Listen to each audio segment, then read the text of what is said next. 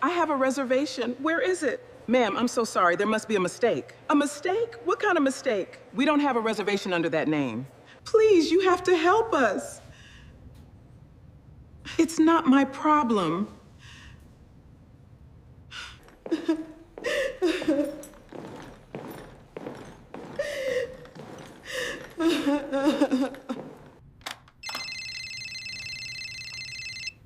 Hello. Who is this? When my family arrived in Rome, I thought the hardest part of the journey was finally behind us. Then the hotel manager looked at me with quiet sympathy and said, "Mrs. Langston, your name was removed from the reservation 3 days ago." My son sighed and called it just a booking mistake, then suggested I find another hotel while they continued the tour without me. I watched my own family walk away, leaving me alone in a foreign country. That night, just after midnight, the phone in my tiny hotel room rang.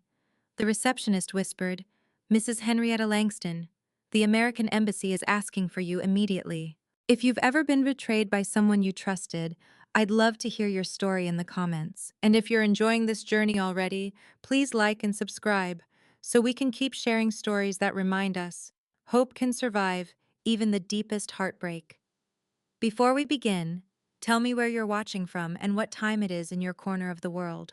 3 months before anyone quietly erased my name from that hotel reservation in Rome, I believed I was one of the luckiest mothers in Ohio. Looking back now, I realize that betrayal rarely begins with shouting or obvious cruelty.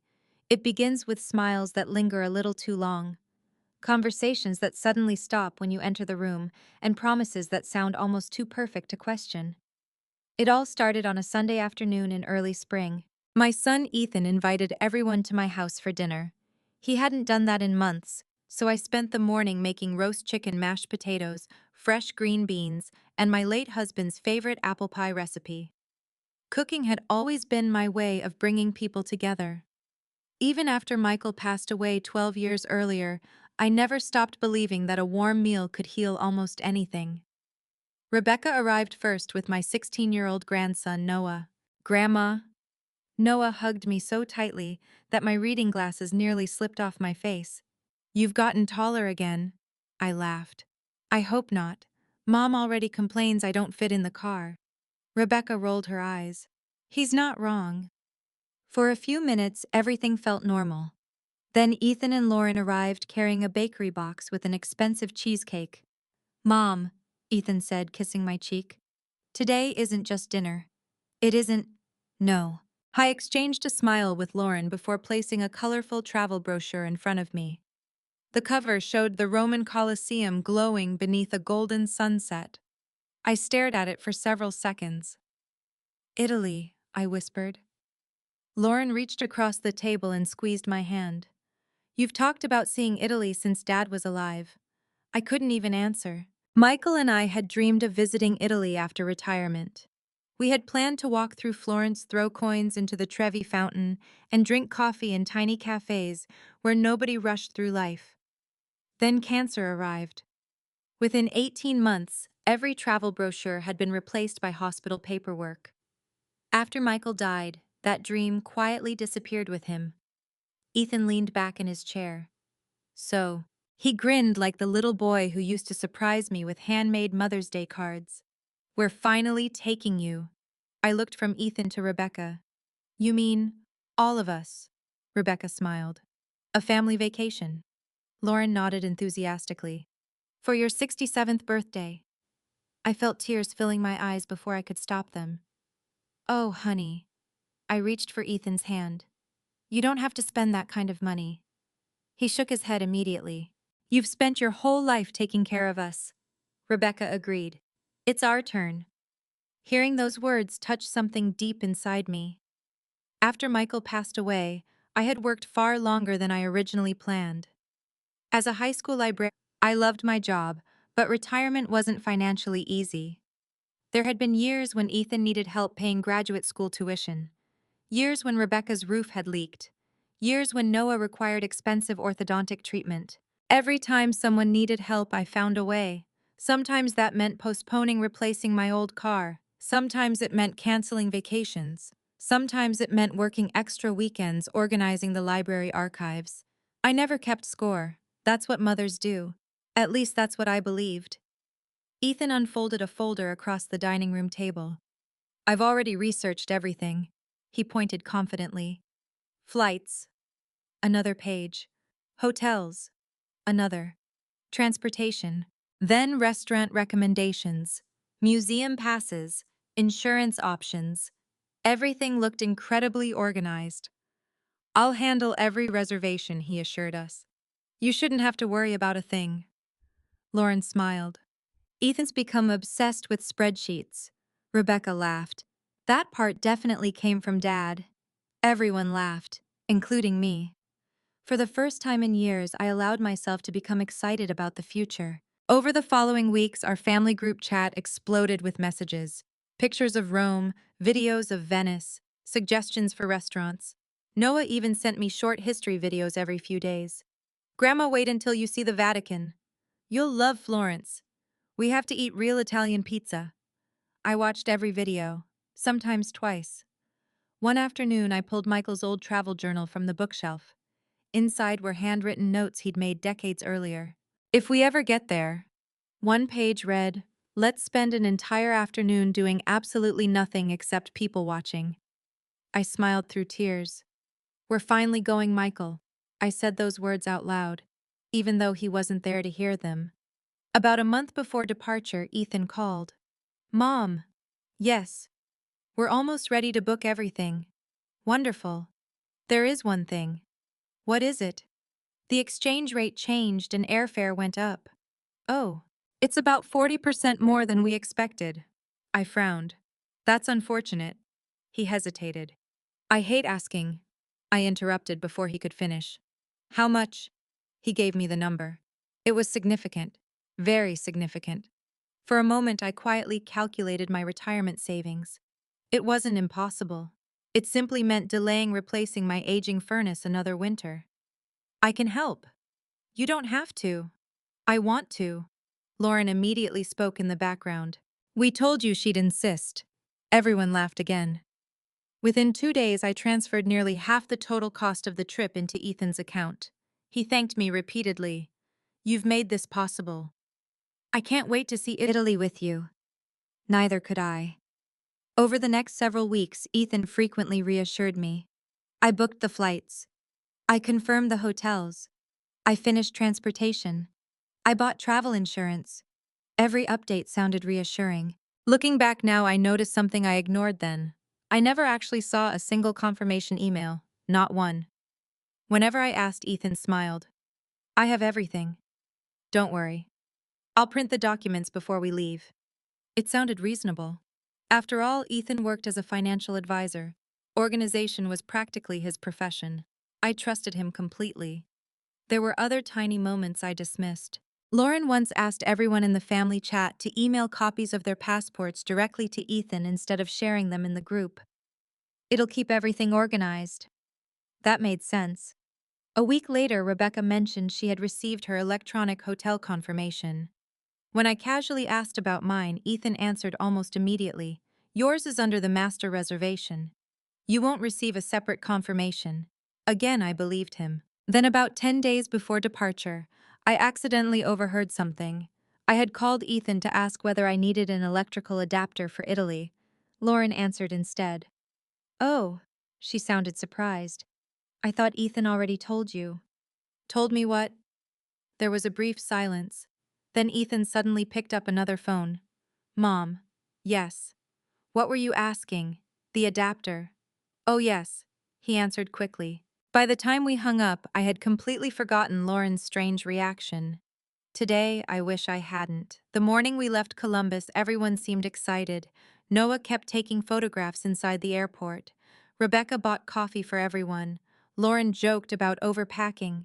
Ethan held a thick envelope containing what he said were all our travel documents. When the airline agent checked us in, Ethan stepped forward before anyone else could speak. I have all 5 passports. The woman smiled. Perfect. She processed everything in less than 10 minutes. I never touched a single boarding document. I simply followed my family. The overnight flight felt like the beginning of the happiest chapter of my retirement. When the captain announced our descent into Rome, I looked out the window and whispered, "We made it, Michael." I thought the hardest part of our journey was behind us. I couldn't have imagined that somewhere just 3 days earlier, someone had quietly erased my name from the hotel reservation that Ethan himself had promised was completely secure. And before the sun set over Rome, I would begin questioning whether the son I trusted most had ever truly planned for me to stay with the family at all. The first morning I woke up alone in Rome, I forgot for one beautiful, harmless second where I was. Golden sunlight filtered through the thin curtains of my tiny hotel room, painting soft rectangles across the wooden floor. Somewhere outside, church bells rang through narrow streets that had stood for centuries. I could hear scooters buzzing in the distance and people laughing in Italian beneath my window. For that single moment, I smiled. Then I remembered. My family was somewhere in this magnificent city, without me. I sat on the edge of the bed for a long time, staring at the phone that had awakened me just after midnight, the American Embassy. Even now, the words didn't seem real. The receptionist had transferred the call, but the embassy representative had only spoken briefly. "Mrs. Henrietta Langston." "Yes." "My name is Daniel Foster. I'm a senior consular officer with the United States Embassy in Rome." I had gripped the receiver tighter. "Is something wrong?" "I'm afraid I can't discuss the matter over the phone." My heart had immediately raced. "Is someone hurt?" "No, ma'am." "Then, we need to meet with you as soon as possible, preferably tomorrow morning." His voice remained calm and professional. "There are legal matters concerning your late husband, Michael Langston." I hadn't spoken for several seconds. "My husband has been gone for 12 years. "I understand. Why would the embassy contact me now?" "I'm sorry, Mrs. Langston. That conversation needs to happen in person." He gave me the address and appointment time before ending the call. I barely slept afterward. Now, sitting in my modest hotel room, I replayed every word again. Legal matters, Michael, embassy, nothing fit together. Michael had never worked for the government. He had been a civil engineer his entire career. Practical, honest, quiet. He hated paperwork so much that I usually handled our taxes. What possible legal matter could appear more than a decade after his death? My thoughts were interrupted by my stomach reminding me I hadn't eaten since the previous afternoon. I dressed simply, grabbed my purse, and stepped outside. Rome was breathtaking. Old stone buildings stood beside lively cafes where people lingered over tiny cups of espresso. Flower boxes overflowed from windowsills. Street musicians filled the air with violin music that echoed between ancient walls. It was exactly the kind of place Michael would have loved. I walked without any destination. For nearly an hour, I simply watched people. Couples held hands. Families laughed together while sharing gelato. Tour groups followed colorful umbrellas held high by energetic guides. I tried convincing myself that I could still enjoy this trip despite everything. Then I saw them. Across a crowded piazza. Ethan, Lauren, Rebecca, Noah. They were standing beside a fountain smiling, while a local guide explained something. Lauren adjusted Ethan's jacket before taking photographs. Rebecca laughed at something Noah said. My grandson pointed excitedly toward an old cathedral. It looked like a perfect family vacation. If someone had taken a picture of them at that moment, nobody would have guessed they had abandoned a 67-year-old widow less than 24 hours earlier. I instinctively raised my hand, then lowered it. No one looked in my direction, not once. I stood across the square for almost 5 minutes, invisible. Eventually, they walked away together. I remained where I was until the crowd swallowed them completely. I didn't cry. Strangely, the tears never came. Instead, I felt something colder. Disappointment, the kind that settles quietly into your bones. I found a small cafe nearby and ordered coffee. The elderly waiter noticed I seemed distracted. "Everything okay, signora?" I forced a smile. "Just thinking." He nodded kindly. "In Rome, thinking goes well with coffee." Despite myself, I laughed. "That's probably true." He brought me a fresh pastry without charging me. From the kitchen. His kindness nearly broke me. A stranger had shown me more compassion in 2 minutes than my own family had shown me the day before. At 10:30, I took a taxi to the embassy. Unlike the ancient streets surrounding it, the American embassy looked modern and heavily secured. After passing through security, I was escorted into a quiet waiting room. Several American flags stood neatly beside framed photographs of Washington, D.C. Everything suddenly felt strangely familiar. After 20 minutes, a man in his mid-50s entered. Tall, gray-haired, perfectly pressed navy suit, warm but serious expression. Mrs. Langston. Yes. He extended his hand. I'm Daniel Foster. It's nice to meet you. I wish it were under better circumstances. He led me into a private office overlooking a courtyard. Coffee had already been prepared. He waited until we both sat down. Before we begin, he said gently, I'd like to confirm a few details. I nodded. You were married to Michael Edward Langston. Yes. He passed away in Columbus, Ohio in 2014. That's correct. You have 2 children, Ethan and Rebecca. I blinked. Yes. Heimat, another note. Then he folded his hands together. Mrs. Langston, everything I'm about to tell you may seem confusing. I'm already confused. I understand. He slid a thin folder across the desk. On the cover appeared Michael's full legal name. My breathing slowed. I've never seen this. You wouldn't have. He opened the folder carefully. Inside were copies of documents bearing official Italian seals. Some were decades old. Others appeared surprisingly recent. Daniel looked directly at me. Do you know whether your husband ever participated in an American cultural preservation program during the late 1980s? I frowned. No. He never mentioned traveling to Italy. He traveled overseas for engineering conferences occasionally. But nothing specific. No. Daniel nodded thoughtfully. That matches what we expected. What exactly is this? I'm afraid I can't answer that fully. I stared at him. You called me here because of my husband. Yes. You have a file with his name. Correct. You know my children. Yes. But you can't explain why. He hesitated. There are legal limitations. I leaned back. Mr. Foster, with all due respect, this feels like a mystery novel. To my surprise, he smiled. I suppose it does. Then his expression became serious again. Mrs. Langston. He carefully selected his next words. Several months ago, certain historical legal records in Italy were reopened.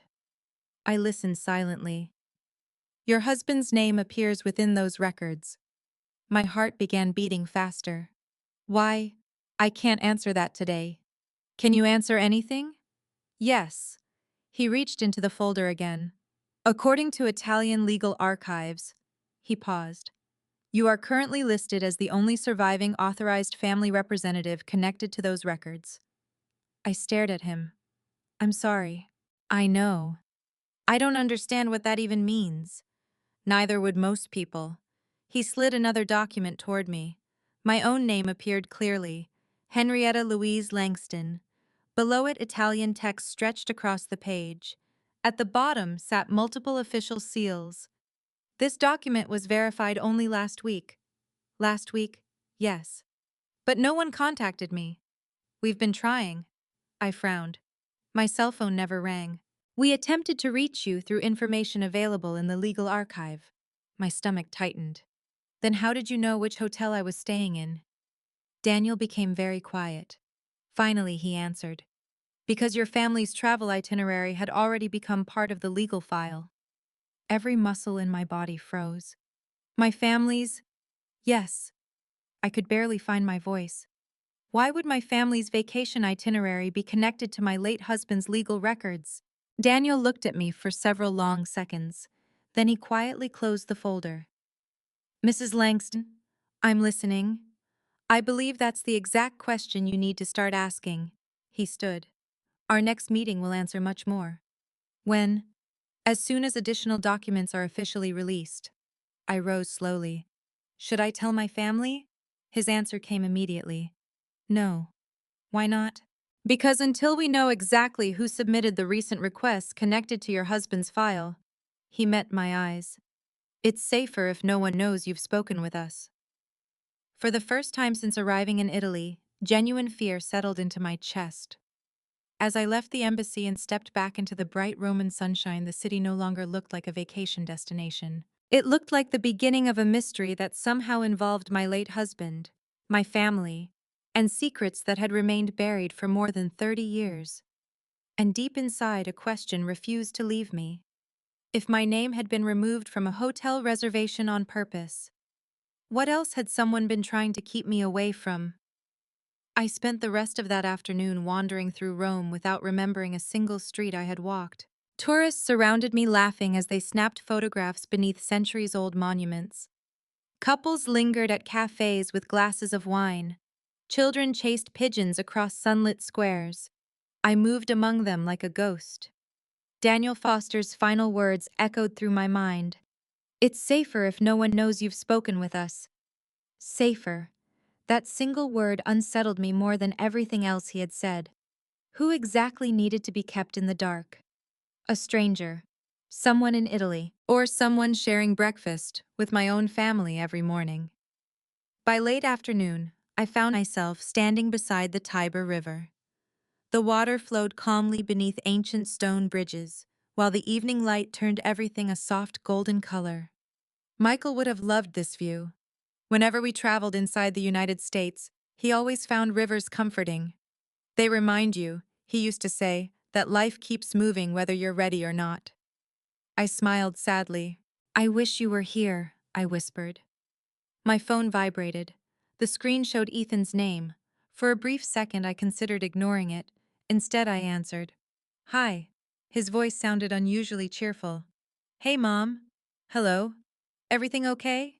The question almost made me laugh. Was everything okay? I'd been abandoned in a foreign country, contacted by the American embassy, and warned to keep our meeting secret. No, I wanted to say, nothing is okay. Instead, I replied quietly, I'm managing. There was a short silence. Good. Good. Not, I'm sorry. Not, how's your hotel?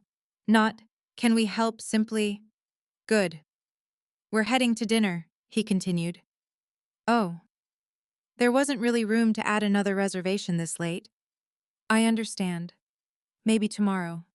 Maybe. He cleared his throat. Mom? Yes. You aren't upset, are you? I looked across the river. Ethan. I'm just asking because Lauren feels terrible about the hotel mix-up. Interesting. Lauren felt terrible, yet somehow she hadn't called me herself. It's fine. You sure? No. He laughed awkwardly. I mean, we'll figure it out. I hope so. We ended the conversation less than 2 minutes later. When I lowered the phone, I realized something strange. Ethan had never once asked where I was staying. Not the hotel, not the neighborhood, nothing. If he truly believed I had been left without accommodations, wouldn't that have been his first question? The thought refused to leave me. The following morning, Daniel called. Mrs. Langston. Yes. Could you return to the embassy at 11? Of course. There is someone I'd like you to meet. Who? An attorney. The word immediately tightened my chest. What kind of attorney? One representing historical property records. I'll be there. Exactly at 11, I entered the embassy once again. Daniel greeted me warmly before leading me into a larger conference room. Another man stood near the window. He appeared to be in his early 60s, wearing an impeccably tailored charcoal suit. Silver hair, wire-rimmed glasses, calm, intelligent eyes. Mrs. Langston, Daniel said. This is Marco Bellini. The man extended his hand. It's an honor to meet you. His English carried only the slightest Italian accent. I'm sorry our first meeting must happen under these circumstances. So am I. After we sat down, Marco opened a leather briefcase overflowing with carefully organized folders. I've spent nearly 8 months working on your husband's file. My husband's? Yes. He removed an old black and white photograph. It showed 6 men standing beside what looked like an aging stone villa. One of them looked unmistakably like Michael, only much younger. My breath caught. I've never seen this picture. That doesn't surprise me. I picked it up carefully. Michael couldn't have been older than 35. He wore jeans work boots and a faded blue shirt. His smile was wide, carefree. I hadn't seen that smile in years before cancer changed everything. When was this taken? 1989. I looked up. In Italy. Marco nodded. This was during an international restoration partnership. I frowned. My husband always told me he attended engineering conferences. He did. But those conferences included something more. Daniel folded his hands. Michael became part of a small engineering team helping preserve several historically significant properties jointly supported by American cultural organizations. I blinked several times. He never told me. Marco smiled gently. Many participants didn't discuss the work publicly. Why? Because ownership issues surrounding several properties were legally complicated. I studied Michael's photograph again. He kept all this from me. Perhaps he intended to explain someday. Daniel spoke quietly. Unfortunately, life doesn't always give us enough time. None of us spoke for a moment. Finally, Marco placed another document before me. This villa. He pointed toward an aerial photograph. It once belonged to an Italian-American family. The building looked magnificent despite its age. Stone walls, terracotta roof, olive trees stretching across rolling hills. What happened to it? For decades, ownership remained disputed. He turned another page. The restoration project completed structural stabilization. Another page. Recent legal research finally resolved the remaining historical claims. I listened carefully. Michael's engineering contribution became one of several legally recognized interests connected to the restoration. I frowned. I don't understand. Marco nodded. That's understandable. He reached for another folder. When your husband died, his legal interest transferred according to American inheritance law. To me, exactly. My heartbeat quickened. So, I became the primary surviving representative. I remembered Daniel using almost those exact words. Yes. But here's where our problem begins. Marco slid another document toward me. Across the bottom appeared a signature, or at least, someone's attempt at my signature. I stared. My name, Henrietta Louise Langston. The handwriting looked similar, but it wasn't mine. I knew every curve of my own signature after decades of signing library records, tax documents, and birthday cards. This, my voice barely emerged, is fake. Marco nodded once. We know. Who submitted it? We're still investigating. When? Approximately 6 weeks ago. 6 weeks. Almost exactly when Ethan had begun organizing the family vacation. A cold sensation spread through my chest. Daniel quietly continued. The forged authorization requested access to legal records connected to the villa. For what purpose? Ownership verification. I swallowed hard. They wanted to transfer it. Not immediately, Marco answered. But someone clearly wanted access before you became aware these records existed. I looked down again. The signature suddenly felt almost personal. Whoever had copied it had clearly studied my handwriting. It wasn't random. Someone had seen me sign documents many times. Someone close.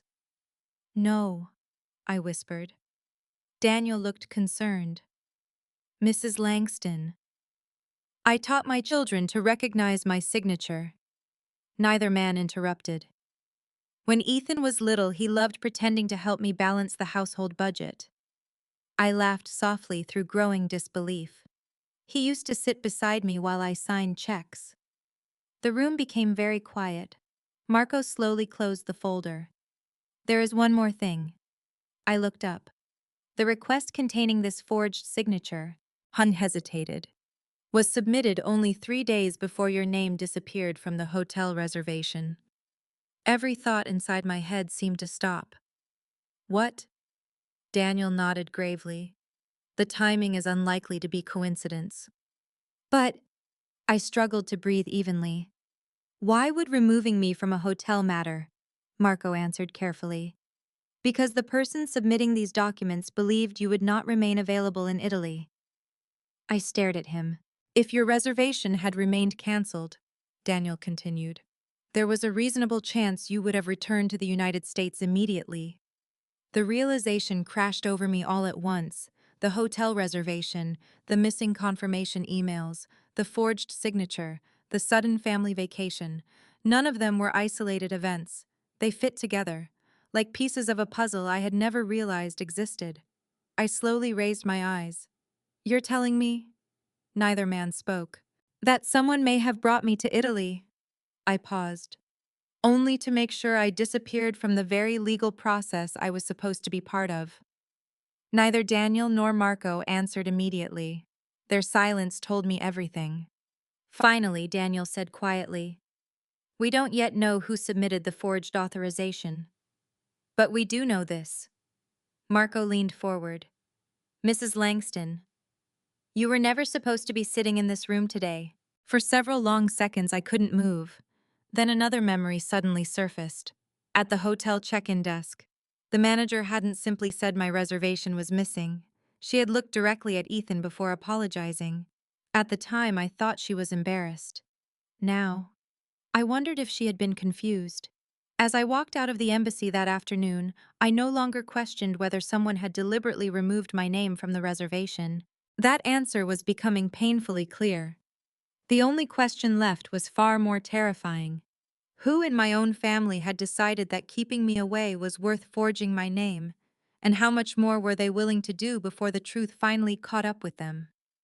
I didn't return to my hotel immediately after leaving the embassy. Instead, I walked aimlessly through Rome, trying to make sense of a reality that no longer resembled the life I thought I knew. Every conversation from the past 3 months replayed in my mind. Every smile, every reassuring promise, every moment Ethan had insisted, "Don't worry, Mom, I'll take care of everything." I had spent my entire adult life believing trust was something you earned through consistency. Now I was beginning to understand that trust could also become the easiest weapon to use against someone who never imagined they needed to defend themselves. As evening settled over the city, I stopped beneath the Spanish Steps. Hundreds of tourists filled the famous staircase. Young couples took selfies. Families shared gelato. Street musicians played familiar melodies that drifted through the warm summer air. For a brief moment, I imagined Michael standing beside me. He always loved watching people. He used to say that if you quietly observed long enough, people eventually revealed who they really were. I whispered softly, "I think you were right." My phone vibrated. A message from Rebecca. "Mom, are you okay?" I stared at the screen. It was the first time she had reached out since the hotel incident. I typed several responses. "No." Deleted. "Your brother abandoned me." Deleted. "I've been meeting with the embassy because someone forged my signature." Deleted. Instead, I finally wrote, "I'm fine. Enjoy your trip." She responded almost immediately. "I'm sorry about everything." That sentence caught my attention. Not, "I'm sorry about the reservation." Not, "I'm sorry you had to change hotels." Simply, "I'm sorry about everything." Did she know more than she was admitting? Before I could answer, another message appeared. "Can we have lunch tomorrow?" Just us. I hesitated. Daniel had warned me not to tell anyone about the embassy, but he hadn't said I couldn't observe my family. "Sure," I replied. "Noon perfect." The next morning, I arrived 15 minutes early at a small cafe overlooking Piazza Navona. I chose a table where I could see everyone entering the square. At exactly noon, Rebecca appeared. She looked tired, far more tired than she had during dinner back in Ohio. Dark circles rested beneath her eyes. When she hugged me, she held on longer than usual. "I've missed you." "I've missed you too." Neither of us mentioned the obvious. We ordered sandwiches and coffee. For several minutes we talked about ordinary things. The architecture, the weather, Noah's excitement about visiting ancient ruins. It all felt strangely forced. Finally, I looked directly at her. "Rebecca." She lowered her coffee cup. "Yes. Tell me honestly." She became very still. Was removing my hotel reservation really an accident? She looked down at the table, her fingers slowly wrapped around the coffee mug. I. The hesitation spoke louder than words. I don't know everything. Not yes, not no. I watched her carefully. What do you know? She sighed. Ethan handled all the reservations. I know. He insisted on keeping everyone's travel documents. I know. He said it would make everything easier. Did you ever see my reservation? She slowly shook her head. No. Did you ask? I trusted him. Her answer sounded painfully familiar. So had I. Rebecca looked up again. Mom. Yes. I thought something felt strange before we left. My heart skipped. What do you mean? She leaned closer so no one else could hear. A few weeks ago, she paused. I accidentally walked into Ethan's office. And he quickly minimized something on his computer. I waited. I saw your name. On what? I don't know. He looked nervous. What did he say? He laughed. Rebecca forced an imitation of Ethan's voice. Just organizing Mom's paperwork. Did you believe him? At the time. She stopped. Yes. I studied her expression. She looked genuinely troubled, not deceptive, just confused. Rebecca. She met my eyes. If you remembered that, why didn't you tell me? She swallowed. Because I thought I was imagining things. I nodded slowly. Fear often convinces us to ignore our own instincts. I understood that better than anyone now. Our lunch ended shortly afterward. As we stood outside the cafe, Rebecca hugged me again. I'm really sorry. For what? She looked away. I don't even know anymore. Watching her disappear into the crowd left me with mixed emotions. She wasn't lying. I was almost certain of that. But she wasn't telling me everything either. Later that afternoon, Daniel called. Mrs. Langston. Hello. Could you meet us at 3? I'll be there. This time, the embassy meeting felt different. Marco Bellini was already waiting. Several new folders covered the conference table. Daniel closed the office door before speaking. We've received additional records. I sat quietly. Marco slid several photocopies across the table. They concerned the forged authorization. I immediately recognized my fake signature. Seeing it again made my stomach tighten. Marco pointed toward a printed timeline. Here. I leaned closer. 6 weeks earlier. Request submitted. 5 weeks earlier. Additional identification requested. 3 weeks earlier. Travel itinerary attached. 3 days before arrival. Hotel reservation modified. I stared at the sequence. Everything happened in order, like someone following a carefully planned checklist. Daniel spoke softly. Notice anything? I looked again. The attached itinerary listed every member of our family, every hotel, every flight, every reservation, everything Ethan had supposedly organized. Someone had access to all our travel documents. Exactly, Marco nodded. And whoever submitted the authorization knew precisely where you would be each day. A chill ran through me. That means, yes, the person had intimate knowledge of your family's plans. I barely whispered someone close. Neither man argued. Instead, Marco opened another folder. This is why we asked you to return. Inside lay copies of email correspondence translated into English. The sender's identity had been temporarily redacted, but the contents remained. One sentence immediately caught my attention. Please remove Mrs. Langston from the primary accommodation list. Another. She won't be participating in the legal appointment. Another. Alternative arrangements have already been made. I looked up so quickly my chair shifted backward. What legal appointment? Marco answered. 3 days after your arrival. I frowned. I didn't have any appointment scheduled. You were supposed to. He reached for another document. This letter was prepared nearly a month ago. It was addressed to me, Henrietta Louise Langston, inviting me to appear before Italian legal representatives concerning historical ownership verification. I had never received it. I've never seen this. We know. Daniel's expression darkened. It was intercepted before reaching you. I stared at him. Intercepted? Someone requested that all correspondence regarding your file be redirected through the travel coordinator listed in your itinerary. The travel coordinator? Marco nodded. The name provided was...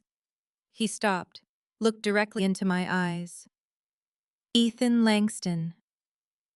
For several long seconds I forgot how to breathe. The room became impossibly quiet. Every memory from the past 3 months suddenly rearranged itself. Ethan insisting on managing every reservation, keeping everyone's passports, handling every confirmation, receiving every email, answering every phone call, insisting I didn't need copies. It wasn't simple organization, it was control, complete control. Daniel finally broke the silence. We still don't know whether Ethan personally submitted the forged authorization. But we now know someone deliberately ensured every official communication passed through him. I closed my eyes. The evidence was becoming impossible to ignore. Yet one question remained. Why money alone didn't explain this level of planning? Forged signature, intercepted legal notices, canceled reservations, hidden appointments. This wasn't greed born from opportunity. This looked like a strategy designed long before our plane ever landed in Italy. As I prepared to leave, Marco handed me a small business card. My personal number. I slipped it into my purse. If anyone asks unusual questions, he said carefully, or if anyone pressures you to sign anything, he paused. Call me immediately. I nodded. Walking back toward my hotel, I couldn't shake the feeling that someone was watching events unfold from much closer than I had imagined. And for the first time since arriving in Rome, I stopped asking whether Ethan knew more than he admitted. Instead, I found myself asking something far more frightening. If Ethan had controlled every document before we left America, what exactly had he expected to happen after I disappeared from the family's itinerary? I barely slept that night. Every time I closed my eyes, I saw 2 documents lying side by side in Marco Bellini's conference room. One was my real identity, the other was a carefully forged version of it. For 67 years, my signature had represented ordinary things: library records, birthday cards, permission slips, tax forms, Christmas checks, tucked inside greeting cards for my grandchildren. Now someone had tried to turn it into a weapon. At 6 o'clock the following morning, my hotel room overlooked a Rome that was only beginning to wake. Church bells echoed across the rooftops. Delivery trucks rattled over narrow stone streets. Somewhere below, a baker carried fresh bread into a cafe. Normally, I would have found comfort in those small details. Instead, I found myself making a list. Facts, not emotions. That was what Michael always did whenever a problem seemed impossible. Separate what you know from what you fear, he used to tell me. So I picked up a notebook. What did I know? Ethan controlled every reservation. He collected everyone's passports. He received every confirmation email. Official embassy correspondence had been redirected through him. Someone forged my signature. Someone removed my name from the hotel reservation.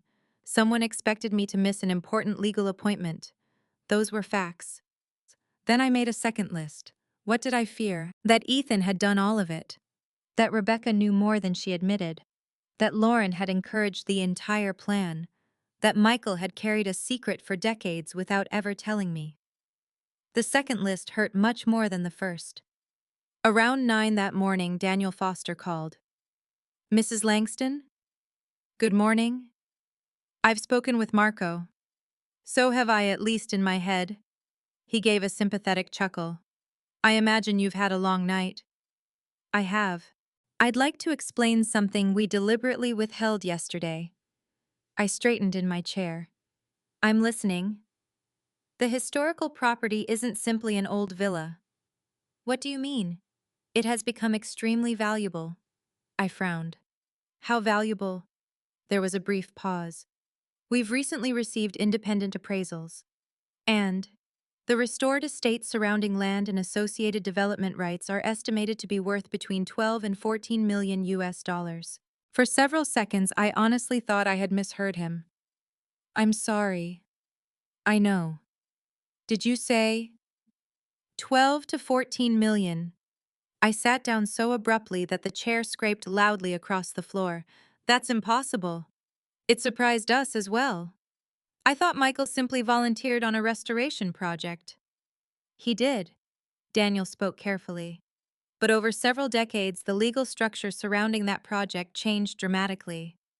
I struggled to process the number. Michael and I had lived comfortably, not extravagantly. We drove sensible cars. We lived in the same modest brick house for 38 years. He repaired things instead of replacing them. He clipped coupons. He never bought expensive watches. If he had known anything remotely like this, why had he never mentioned it? Daniel seemed to anticipate my thoughts. Our investigation strongly suggests your husband never personally profited from the project. So he wasn't secretly wealthy. No. The property remained tied up in litigation for decades. Only then did I breathe a little easier. That sounded like Michael. If something couldn't legally be claimed, he wouldn't have spoken about it, not even to me. What changed? The final ownership disputes were resolved only recently. Recently, within the last year. I slowly absorbed that. So Michael hadn't hidden millions of dollars. Instead, history itself had finally caught up with work he completed decades earlier. Daniel continued, and because Michael is deceased, the legal interest passed to me. Exactly. I remembered Marco's explanation from the previous day. You are now the only person legally authorized to make several critical decisions. What kind of decisions? Whether to retain ownership, whether to sell, whether to establish charitable protections, whether to transfer certain preservation rights. I stared silently through the hotel window. So someone wanted me removed before I ever knew those choices existed. That's our concern. Because if I flew home, others could argue that you voluntarily failed to appear. I closed my notebook. The plan suddenly looked much larger than simple family greed. Someone hadn't merely wanted money, someone had wanted me absent, invisible, conveniently unavailable. Daniel's voice became more serious. Mrs. Langston. Yes. We've reviewed airline schedules. What about them? If your hotel cancellation had convinced you to return to Ohio immediately, he paused, you would have left Italy 2 days before the first legal hearing. I slowly exhaled. So they didn't need to force me. No. They only needed to make staying difficult. That realization hit me harder than almost anything else. No shouting, no threats, no violence, just quiet inconvenience. Enough humiliation to encourage an older widow to simply go home. It was cruel precisely because it looked accidental. Around noon, I met Marco Bellini again, this time in his law office instead of the embassy. The office overlooked a narrow Roman street lined with flowering balconies. Unlike the embassy, it felt warm and lived in. Books filled every wall. Historic maps hung in polished wooden frames. Marco poured coffee before speaking. I thought today might be easier here. I appreciate that. He spread several architectural drawings across the table. This, he pointed carefully, is Villa Belafonte. The restored estate looked magnificent. Stone courtyards, ancient olive groves, a small chapel, terraced gardens overlooking the countryside. It's beautiful. It is, Marco smiled. But beauty created many legal complications. He showed me another document. Multiple descendants scattered across 3 countries claimed ownership. So why is Michael connected? He wasn't an owner. He was one of the lead structural engineers whose restoration work became permanently attached to the preservation agreement. I still don't understand. Marco leaned back thoughtfully. Imagine someone restoring a priceless historical painting. I nodded. If legal ownership remains unresolved for decades, the restoration itself may later become protected under entirely different agreements. Because without the restoration, the asset wouldn't exist in its present value. Exactly. That finally made sense. Michael hadn't inherited the villa. His contribution had become legally recognized after years of litigation, which explained why no one knew anything during his lifetime. Marco handed me another folder. Inside were photographs taken during restoration. There was Michael again, smiling, standing beside Italian workers, holding blueprints, laughing over lunch with people whose names I had never heard before. Tears blurred my vision. I've never seen any of these. I suspected you hadn't. He kept all of it, Marco answered gently. Perhaps he intended to surprise you after retirement. I smiled sadly. That sounds like him. Michael loved surprises. On our 25th anniversary, he secretly planted roses outside our bedroom window 6 months before they bloomed. Not because they were expensive, because he enjoyed waiting until the perfect moment. The thought warmed me, until another question surfaced. If Michael never claimed any financial benefit, Marco looked at me. Why would someone now risk forgery? He sighed quietly. Because the situation changed. He pointed toward the appraisal report. People do extraordinary things when they believe millions of dollars are within reach. Before I could answer, his assistant knocked softly on the office door. Signor Bellini? Yes. A courier just delivered these. She handed him a sealed envelope. Marco frowned as he opened it. His expression changed immediately. What is it? He removed several printed pages. They're from the travel agency. My heart skipped. The travel agency? Yes. He scanned the first page quickly, then looked directly at me. Mrs. Langston, what? The agency has confirmed that your hotel reservation wasn't canceled because of a computer error. I felt my pulse quicken. They confirmed it. Marco nodded slowly. It was manually modified. I gripped the edge of my chair. By whom? He continued reading. They're still verifying employee access logs. But, he paused again. They've already confirmed the modification came after a direct request from someone associated with your family's booking. Silence filled the office. It wasn't final proof. Not yet. But another piece of the puzzle had fallen into place. The hotel reservation had never been an accident. Someone had deliberately erased me. Now only one question remained.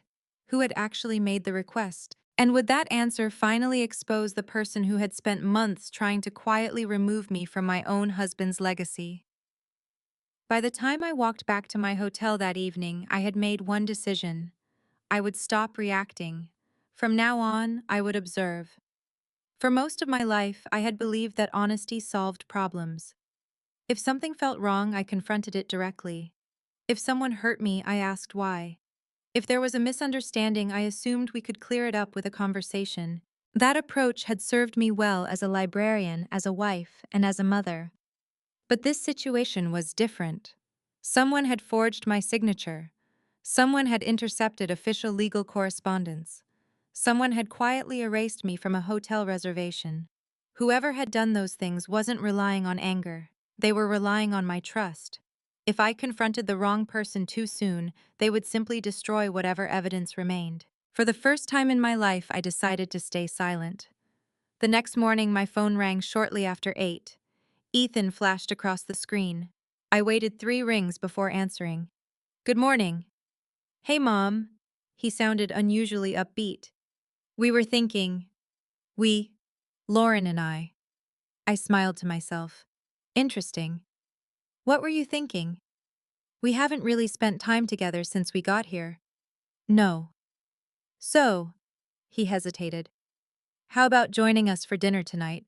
That invitation came 4 days after abandoning me. I'd like that. Really? His surprise was obvious. Of course. We're eating near the Pantheon. What time? 7. I'll be there. After we hung up, I immediately called Daniel. I think something changed. What happened? Ethan suddenly wants to see me. Daniel didn't sound surprised. We expected that. You did.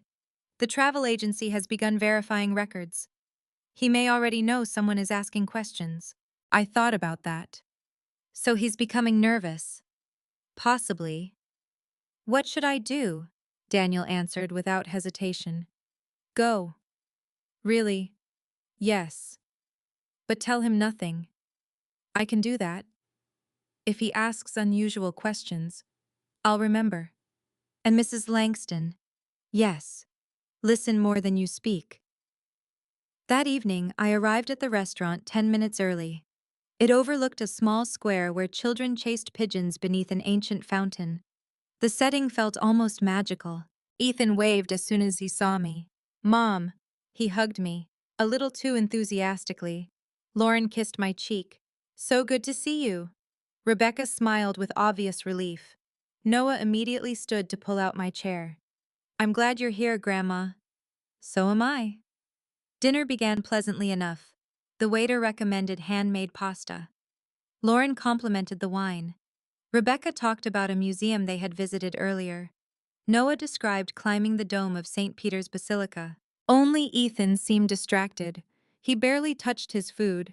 Instead, he kept studying me, almost as if trying to determine whether I knew something. Halfway through dinner, he finally asked, So, I looked up. How have you been spending your days? The question sounded casual. Too casual. Oh, I've been walking. Just walking. Mostly. Museums. A few. Any guided tours? No. He nodded slowly. What about government buildings? I nearly dropped my fork. What? I mean, he laughed awkwardly. Rome has lots of famous government buildings. I smiled. I suppose it does. He relaxed slightly. I was just curious. Of course he was. For the rest of dinner, I pretended everything was normal. I asked Noah about school. I complimented Rebecca's photographs. I even laughed at one of Lauren's stories.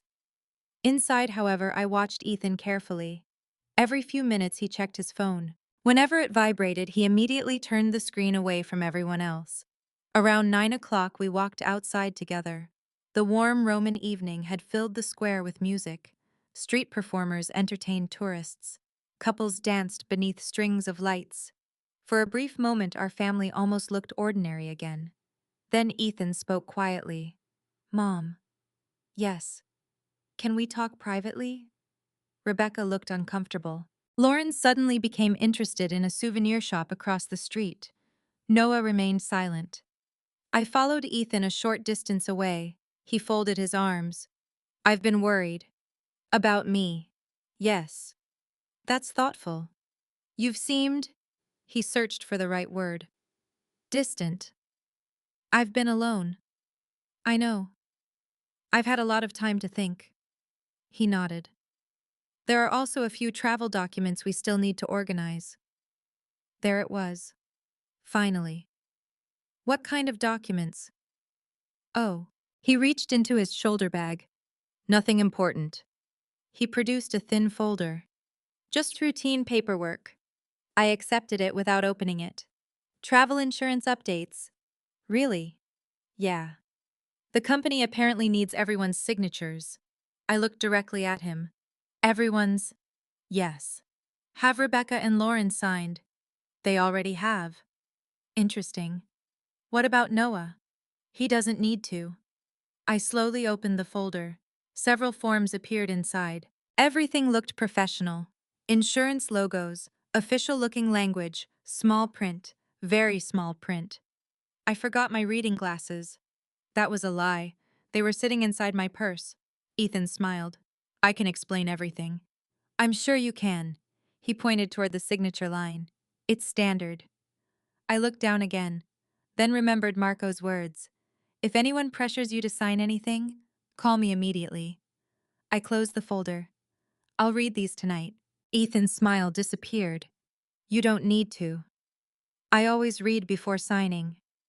It's just insurance. I'm retired. I smiled politely. I have plenty of time.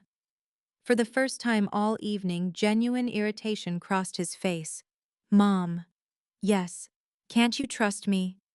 The question struck me harder than I expected. For decades, the answer would have been immediate. Of course, without hesitation. Instead, I answered carefully. I've always trusted you. His expression softened. But, I continued quietly, I've also always read legal documents before signing them. Neither of us spoke for several seconds. Finally, he forced another smile. Take them. No rush. As we walked back toward the others, I noticed Noah watching us. His eyes moved from the folder in my hands to his father's face. Something about his expression caught my attention. Concern. Real concern. Later, after everyone said goodbye, Noah lingered behind. Grandma! Yes. He looked around to make sure no one else was listening. Can I ask you something? Of course. Did Dad ask you to sign papers? My heart immediately accelerated. Why do you ask? He shifted nervously. I've seen those papers before. You have? He nodded. At the hotel. When? The first night. I kept my voice calm. What were they doing there? I don't know. I walked into Dad and Lauren's room. And they stopped talking. I waited. The folder was open on the bed. What did you see? Your name. He swallowed. And what? There was another paper underneath. Could you read it? Only part of it. What part? He lowered his voice even more. It said, he closed his eyes trying to remember. Voluntary waiver. I felt the blood drain from my face. Are you sure? I think so. What else? I couldn't read the rest. Noah looked frightened. Grandma? Yes. I don't know what's happening. I gently placed my hand on his shoulder. I know. I just... He hesitated. I don't think you should sign anything. For a long moment, neither of us spoke. Then I hugged him tightly. Thank you. He whispered something so quietly I almost missed it. I don't think Grandpa would want any of this. Neither do I thought. When I returned to my hotel, I immediately photographed every single page Ethan had given me. Then I sent the images directly to Daniel and Marco. Less than 15 minutes later, my phone rang. It was Marco. Mrs. Langston. Yes. His voice sounded unusually urgent. I'm very glad you didn't sign those papers. They aren't insurance forms. No. What are they? There was a long pause. Finally, he answered. They're carefully disguised legal waivers. My grip tightened around the phone. Waivers for what? If you had signed them, he spoke slowly, choosing every word.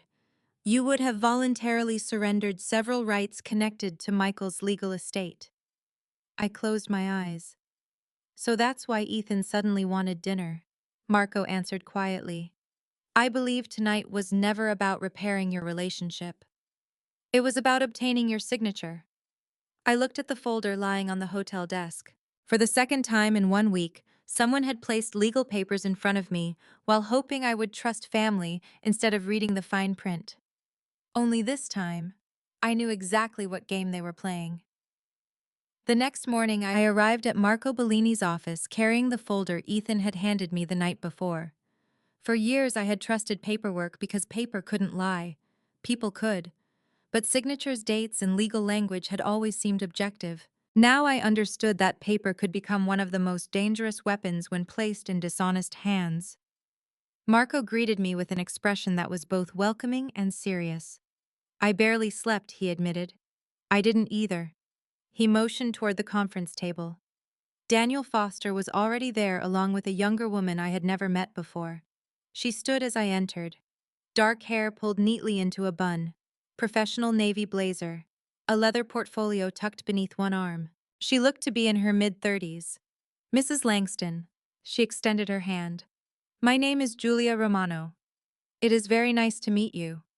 I wish we were meeting under happier circumstances. Something in her expression caught my attention immediately. She looked nervous, not frightened, burdened. Marco waited until everyone had taken a seat before speaking. Mrs. Langston. He glanced toward Julia. I believe she has something important to tell you. The young woman folded her hands together. I manage international reservations for Belle Europa Travel. I immediately recognized the company name. They handled our family vacation. Yes. My heartbeat quickened. I've worked there for 9 years, she paused. I've never experienced a case like yours. No one interrupted. Julia carefully opened her portfolio and removed several printed documents. I personally supervised your family's booking. She slid the first page toward me. It showed our original reservation, 5 guests, 5 rooms assigned. My name appeared exactly where it should. Henrietta Louise Langston, room 417, arrival confirmed. I stared at it for several moments. So my reservation really existed? It absolutely did. Julia turned another page. This was the modification history. Several dates appeared in chronological order. One line had been highlighted. 3 days before our arrival. Room cancelled. Guest removed. Authorization accepted. I slowly looked up. That wasn't a computer error. No. It was a manual change. Yes. Silence settled over the room. Finally, I asked the question everyone knew was coming. Who requested it? Julia lowered her eyes. The request came through the emergency contact listed for the reservation. I remembered exactly who had insisted on becoming the group's coordinator. Ethan. Marco quietly spoke. Please continue. Julia nodded. The caller identified himself as the primary travel organizer. What did he say? He explained that one traveler would no longer be joining the group. My throat tightened. Did he mention my name? Yes. He specifically identified Mrs. Henrietta Langston. I closed my eyes briefly. And you simply removed me. Julia's face filled with regret. I wish I hadn't. What happened? The caller answered every security verification correctly. Booking number, passport details, flight information, payment records. He knew everything. Of course he did. Ethan had organized the trip. He possessed every document. Julia continued. There was nothing unusual. She hesitated. At first. At first, he became impatient. How? He insisted the modification be processed immediately. Daniel leaned forward. Did he explain why? Yes. She swallowed. He said, the room grew completely silent, that his elderly mother had become confused and decided not to travel after all. A strange ache spread through my chest. Confused. The word itself felt cruel. He actually said that. Julia nodded. He apologized repeatedly. He claimed everyone was heartbroken. He said the family hoped to avoid upsetting you further. I almost laughed. The irony was overwhelming. They claimed to be protecting me from disappointment, while abandoning me in a foreign country. Marco asked gently, what made you begin questioning the request later? Julia looked embarrassed. Because another email arrived. She reached into her folder again. This one. She handed me a printed copy. The sender's information had already been preserved by investigators. Only one sentence mattered. Please ensure Mrs. Langston is not contacted directly regarding itinerary updates. I looked at it twice, then a third time. Someone had deliberately instructed the travel agency not to contact me. Not by phone, not by email, not under any circumstances. Daniel broke the silence. Mrs. Romano immediately reported the request to her supervisor. Julia nodded. It felt wrong. Why? Because in 9 years. She looked directly at me. I've never had an adult traveler removed from an international reservation without speaking to them personally. I appreciated her honesty. If it felt wrong, why did the agency proceed? She sighed. Our supervisor approved it. Because the caller had complete authorization. Another painful truth. The system hadn't failed me. It had been manipulated. Marco carefully organized the documents into chronological order across the table. Let's review everything. 1. Original reservation. 5 travelers. 2. Telephone request removing Henrietta. 3. Written instruction forbidding direct contact. 4. Hotel modification. 5. Embassy correspondence intercepted. 6. Forged signature. 7. Legal waivers disguised as insurance forms. When placed side by side, the pattern became impossible to ignore. None of these events had happened independently. Someone had planned every step. Daniel spoke quietly. Mrs. Langston. We believe today's meeting establishes one important fact. I nodded slowly. My removal wasn't accidental. Correct, he continued. The question is no longer whether someone intentionally excluded you. The question now becomes who ultimately benefited. Before I could answer, Marco opened another envelope. We've also received records from Hotel Vittoria. The hotel? Yes. He removed printed computer logs. They track every reservation modification. One entry had been highlighted. Manual adjustment. Authorized by travel coordinator. Verification completed. Attached communication. I frowned. What communication? Marco handed another sheet to Julia. She read silently before looking up. I remember this. You do? Yes. It happened during a very busy afternoon. What happened exactly? She closed her eyes for a moment, reconstructing the memory. The coordinator called twice. The first call removed your reservation. The second requested something unusual. What? He asked whether your room could remain empty until arrival. I stared at her. Why? I explained that his mother might change her mind. So, if you suddenly decided to travel, he wanted the room available. That sounded strangely considerate. Until Julia continued. When the hotel explained they couldn't hold an unused room without payment, he immediately canceled it completely. Every small detail carried meaning now. Someone had first tried to keep the room available. Only after learning it would cost money had they erased me entirely. Daniel looked thoughtful. That suggests flexibility. What do you mean? The original plan may have depended on whether you remained in Ohio. Marco nodded. But once you boarded the plane, they needed another solution. The hotel cancellation. I slowly understood. Removing me from the reservation wasn't the first plan.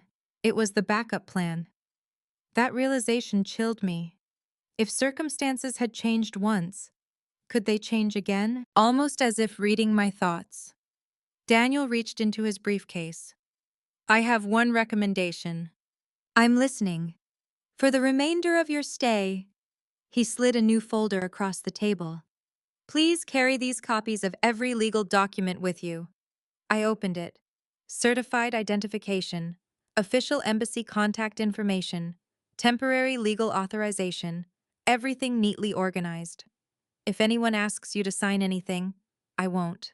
If anyone attempts to collect your passport, I'll refuse. If anyone pressures you to leave Italy, he looked directly into my eyes. Call us immediately. I nodded. I understand. The meeting appeared to be ending when Julia suddenly spoke again. There is one more thing. Everyone looked toward her. I almost forgot. She reached into her portfolio one final time. I found this yesterday. It was a printed internal note. Small. Almost insignificant. She handed it to Marco. He read it once, then silently passed it to me. Only one handwritten sentence appeared at the bottom. Guest must not discover legal appointment before arrival. I felt the room spinning. There it was, in black ink. Not speculation, not suspicion, a written instruction. Someone had known about my legal appointment before I ever landed in Italy. Someone had planned to keep that knowledge from me. I slowly folded the paper. For days I had wondered whether I was imagining connections between unrelated events. Now there was no doubt. The reservation, the forged signature, the missing letters, the legal waivers, the intercepted communications. Every path led toward the same destination. Someone hadn't simply wanted my inheritance. Someone had spent months making sure I would never even know it existed. As I left Marco's office that afternoon, Rome looked different again, not because the city had changed, but because I finally understood something. The person behind all of this wasn't improvising anymore. They were running out of time, and desperate people often made dangerous mistakes. Perhaps the next mistake would finally reveal exactly who had orchestrated everything from the very beginning. The formal hearing took place 2 mornings later in a historic government building just outside central Rome. It wasn't the kind of courtroom I had seen in American television dramas. There was no jury box, no dramatic witness stand. Instead, the hearing room felt almost understated high ceilings crossed by dark wooden beams, tall windows overlooking a quiet courtyard, shelves lined with thick legal volumes and a long polished table where everyone would sit facing one another. Yet despite the calm surroundings, I had never felt more anxious. Marco Bellini met me outside the entrance. You look ready, he said with a reassuring smile. I don't feel ready. No one ever does. He handed me a folder. Inside were copies of every document we had reviewed during the past week. The original reservation, the forged authorization, the embassy correspondence, the travel agency records, the hotel modification logs. Every page told part of the story. Today they would finally be viewed together. Daniel Foster joined us moments later. As discussed, he said quietly, today is primarily a preliminary evidentiary hearing. So this isn't the final decision. No. The judge wants to determine whether there is sufficient evidence of fraud before moving forward. I nodded. And Ethan? He has been notified. My stomach tightened. He actually came. Daniel gave a small nod. Yes. A few minutes later, I heard familiar voices echoing through the hallway. I turned slowly. There they were. Ethan, Lauren, Rebecca, Noah. For a brief second, none of us moved.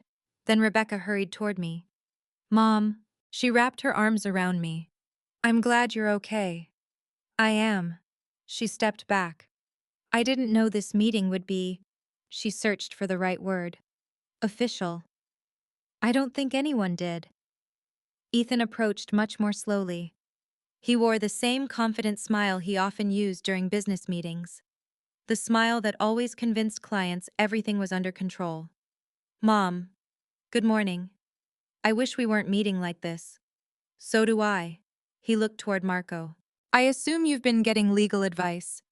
I have. He forced another smile. That's probably for the best. Everything about him seemed carefully rehearsed. Too careful. Lauren barely looked at me. Instead, she kept glancing toward the conference room door. Noah quietly walked over. Without saying anything, he squeezed my hand. That small gesture gave me more strength than he probably realized. A clerk soon invited everyone inside. Judge Alessandro Ricci entered a few moments later. He appeared to be in his early 60s with silver hair and calm, attentive eyes. He greeted everyone politely before taking his seat. This hearing concerns historical ownership interests associated with Villa Belafonte. His English was excellent. The purpose today is not to determine final ownership. He looked around the room. The purpose is to determine whether recent legal submissions were made in good faith. Silence settled over the room. Marco stood first. Your Honor. He summarized the timeline with remarkable clarity. Michael's participation in the restoration project, the decades of litigation, the recent legal resolution, my status as the surviving authorized representative. Then he carefully presented each document. No dramatic speeches, no accusations, just facts. When he finished, the judge nodded thoughtfully. Thank you. Then he turned toward Ethan. Mr. Langston. Ethan stood confidently. My mother has unfortunately misunderstood several events. I remained perfectly still. He continued. The travel reservation issue was an honest mistake. The paperwork confusion resulted from multiple agencies communicating across different countries. The signatures under discussion were never intended to deceive anyone. His voice remained steady, almost convincing. If I hadn't lived through the past week myself, I might have believed him. Judge Ritchie listened patiently. You maintain there was no fraudulent intent. Correct. No one in our family would intentionally harm my mother. The words stung. Not because they were true, because they sounded so practiced. Marco waited until Ethan finished before calmly standing again. Your Honor. He placed a flash drive onto the table. With the court's permission, I would like to present chronological digital evidence. The judge nodded. A large monitor mounted on the wall illuminated. One by one, the records appeared. Original reservation. 5 confirmed guests. Timestamp included. Next screen. Manual modification request. 3 days before arrival. Another screen. Email instructing the travel agency not to contact me directly. Another. Embassy correspondence redirected to Ethan as travel coordinator. Another. The forged authorization containing my false signature. The room became noticeably quieter with each document. Judge Ricci looked toward Ethan. Would you like to respond? Ethan cleared his throat. I coordinated the trip. Yes. So naturally, many communications came through me. The judge nodded. That alone is understandable. Ethan relaxed slightly. But, Judge Ricci continued, how do you explain this? He pointed toward the monitor, the forged signature. Ethan hesitated for the first time. I've never seen that document. Marco immediately spoke. Your Honor. He changed the display. Another email appeared. This one included metadata verifying the originating account. Again, the sender's identity had been preserved through legal records. Judge Ricci examined it carefully. This account requested legal access on behalf of Mrs. Langston. Marco nodded. Correct. And the request included identification matching information available only through the family's travel records. Correct. Ethan shifted uncomfortably. Lauren looked down at the table. For the first time that morning, neither of them appeared completely composed. Then Marco introduced another piece of evidence. The travel agency communication log. Julia Romano entered the room. I smiled slightly when I saw her. She looked nervous but determined. After taking the required oath, she described exactly what had happened. How the reservation had originally included me. How someone identifying himself as the primary travel organizer requested my removal. How that same person instructed the agency not to contact me. Judge Ricci asked several careful questions. Did the caller successfully complete security verification? Yes. Did he possess confidential booking information? Yes. Did you personally process the modification? I did. She paused before adding quietly, and I've regretted it ever since. The judge thanked her. Then he turned once more toward Ethan. Mr. Langston. Ethan slowly stood again. I never intended for my mother to feel abandoned. Judge Ricci nodded. That is not the question before us. Silence. The question is whether someone deliberately prevented Mrs. Langston from receiving legally significant information. Ethan swallowed. For the first time since entering the room, he seemed unable to find prepared words. Marco quietly displayed one final exhibit. Hotel security records, the reservation history, every modification, every timestamp, every confirmation, everything matched perfectly.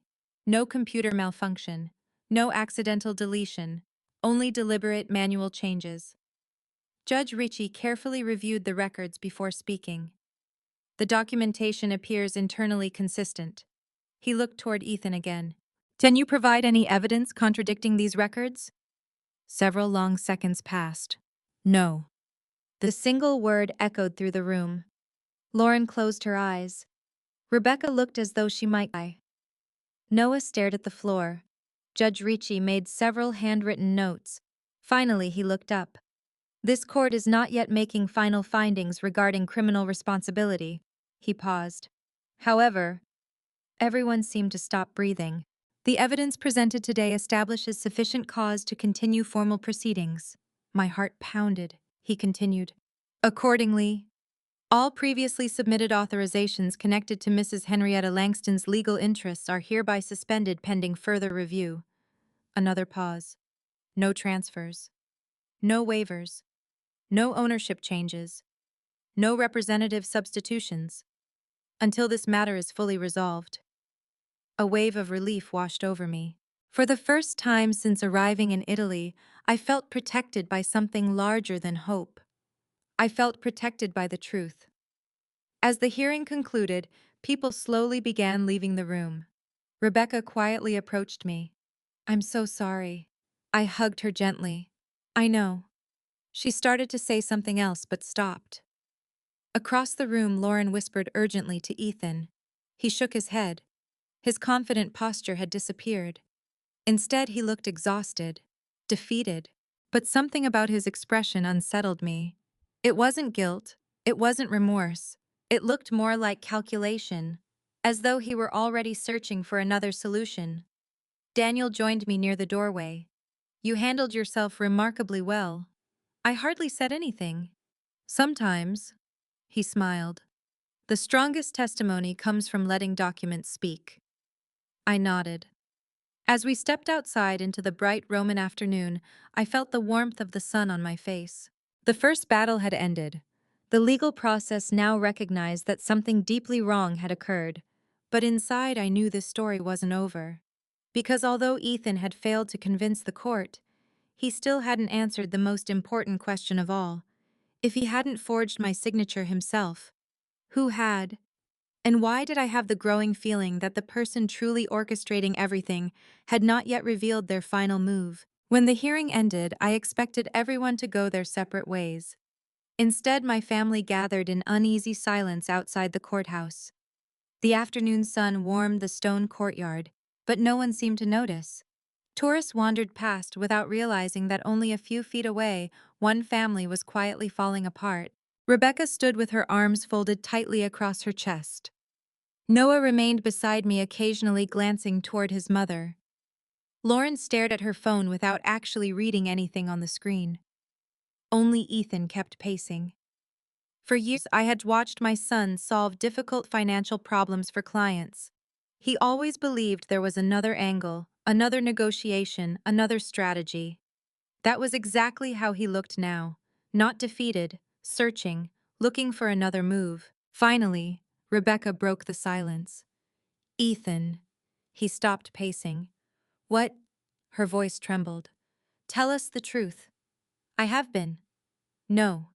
She shook her head. You haven't. He sighed dramatically.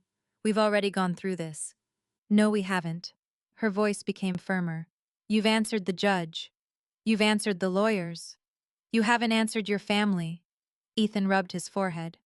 What exactly do you want to know? Rebecca looked directly into his eyes. Did you really remove Mom from the hotel reservation? He hesitated. Only for a second. But I saw it. I changed the reservation. The words landed like a stone in the middle of the courtyard. Rebecca stared at him. You admitted it. It wasn't supposed to happen like this. Lauren immediately stepped forward. Ethan. It's fine. He interrupted her. I already admitted coordinating the booking. Rebecca wasn't finished. Why? I thought it would be easier. Easier for who? For everyone. I couldn't remain silent any longer. Easier than letting your 67-year-old mother sleep in the same hotel as her family. He looked at me. Mom, I asked you a question. He avoided my eyes. The reservation became complicated. No, I spoke calmly. The reservation became intentional. Silence. He still refused to meet my gaze. Rebecca's voice cracked. Did you know about the legal hearing before we came to Italy? His head snapped toward her. What? Answer me. For the first time in my life, I watched my confident son struggle to speak. I knew there might be paperwork. Rebecca took a step backward. You knew. I didn't know everything. But you knew enough. She covered her mouth with one hand. Oh my God. I had seen that expression before. Years earlier when Rebecca learned Michael's cancer had returned. The same disbelief, the same heartbreak. Only this time the person hurting her was her own brother. Lauren suddenly spoke. Rebecca, please.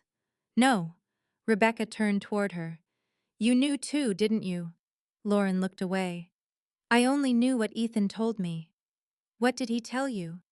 That there was property involved. Rebecca's eyes widened. You knew there was property? Lauren nodded slowly. I thought... She hesitated. I thought Michael had left something complicated overseas. And you never wondered why Mom didn't know? Lauren remained silent. Rebecca laughed bitterly. I can't believe this. Neither could I. For days I had convinced myself Lauren was manipulating Ethan. Now I realized the truth was more complicated. She had known pieces of the plan, not all of it. Enough to remain silent, not enough to understand its full consequences. Daniel Foster quietly approached us. I think everyone should head home. No one moved. There will be additional proceedings. This isn't the time. Rebecca looked at him. I have one more question. Daniel nodded politely. She turned back toward Ethan. Did you forge Mom's signature? The courtyard became completely still. Even Ethan looked shocked. What? Answer me. I didn't forge anything. Then who did? I don't know. It was the quickest answer he had given all day. Too quick. Marco, who had remained respectfully in the background, finally spoke. Mr. Langston. Ethan turned. If you truly did not forge the authorization, Marco said calmly, then someone else involved in this process committed a serious crime. I know. Do you have any idea who that person might be? Ethan hesitated. Again. Too long. No. Marco watched him carefully. I don't. The answer sounded incomplete. Not false. Incomplete. As everyone slowly dispersed, Noah remained beside me. Grandma, yes. Can we walk? I smiled.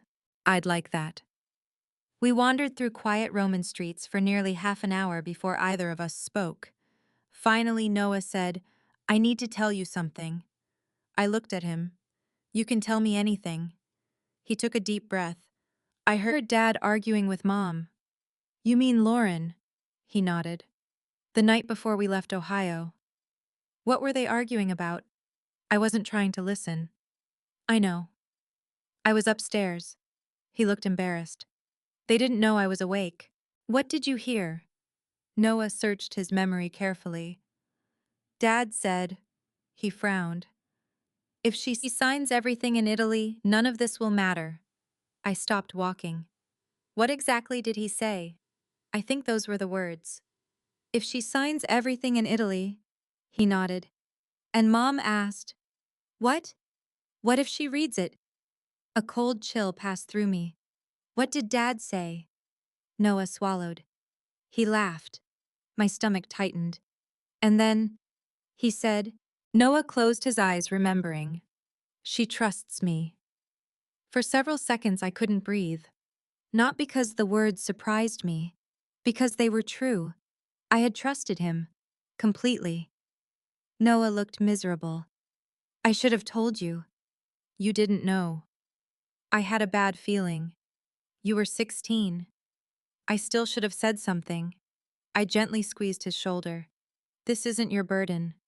He nodded, but I could tell he didn't believe me. That evening back at my hotel, my phone rang. It was Rebecca. Mom. Hi, sweetheart. She sounded exhausted. I need to apologize. You don't owe me an apology. I do. She paused. I ignored things. You trusted your brother. I ignored my instincts. So did I. There was silence between us. Finally, she whispered, I honestly believed this was about paperwork. I know. When I realized there was an actual inheritance involved, she stopped speaking. I felt sick. I believe you. She began crying quietly. I should have protected you. Those words pierced my heart, because for decades, that had always been my job. I don't need protection now. You shouldn't have needed it then. I closed my eyes. No, I shouldn't have. Rebecca took a shaky breath. I'll tell the court everything I know. I hadn't expected that. Everything. Even if it hurts Ethan. I remained silent. He made his choices. So will I. After we ended the call, I sat alone for a long time. Outside Rome continued celebrating another beautiful evening. Inside my small hotel room, I realized something had fundamentally changed. Until now, my family had stood together. Now cracks had begun spreading through every relationship. Rebecca no longer believed Ethan. Noah had chosen honesty over loyalty. Lauren looked increasingly frightened.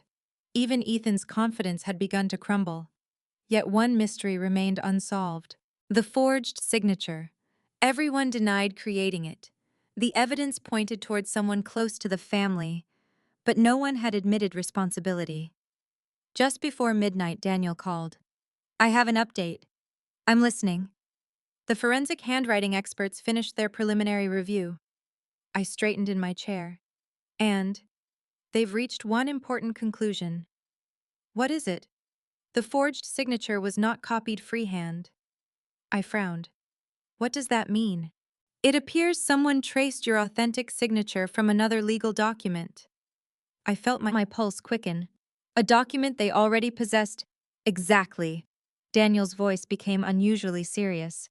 We're now trying to identify which original document was used. I stared at the ceiling. If someone had traced my signature, then somewhere, there had to be an original document missing, and whoever possessed it wasn't just stealing my identity. They had been planning this much longer than any of us had imagined. The next morning, Marco Bellini called before I had even finished my first cup of coffee. Mrs. Langston. Good morning, Marco. I have news. His voice carried a quiet excitement I hadn't heard before. Good news. I believe so. I'll be at your office in 30 minutes. When I arrived, both Marco and Daniel Foster were waiting. Unlike our previous meetings, the atmosphere felt noticeably lighter. Marco stood beside a large wooden table covered with photographs, engineering drawings, and several archival boxes. I'd like to show you something before we discuss the legal updates. He carefully opened one of the boxes. Inside lay dozens of neatly preserved documents tied together with faded blue ribbon. They belonged to your husband. For a moment, I couldn't speak. Michael's handwriting appeared on the top page. Even after 12 years, I recognized it instantly. Strong, neat, deliberate. The same handwriting that had filled birthday cards, grocery lists, and little notes he used to leave inside my lunch bag. Marco lifted a leather-bound journal. This was recovered from the Villa Belafonte archive. I reached for it almost reverently. The leather had darkened with age. Inside the front cover, written in Michael's unmistakable handwriting, were 5 simple words. For Henrietta someday. My vision blurred immediately. I could barely finish the sentence. He wrote my name. Marco smiled gently. Yes.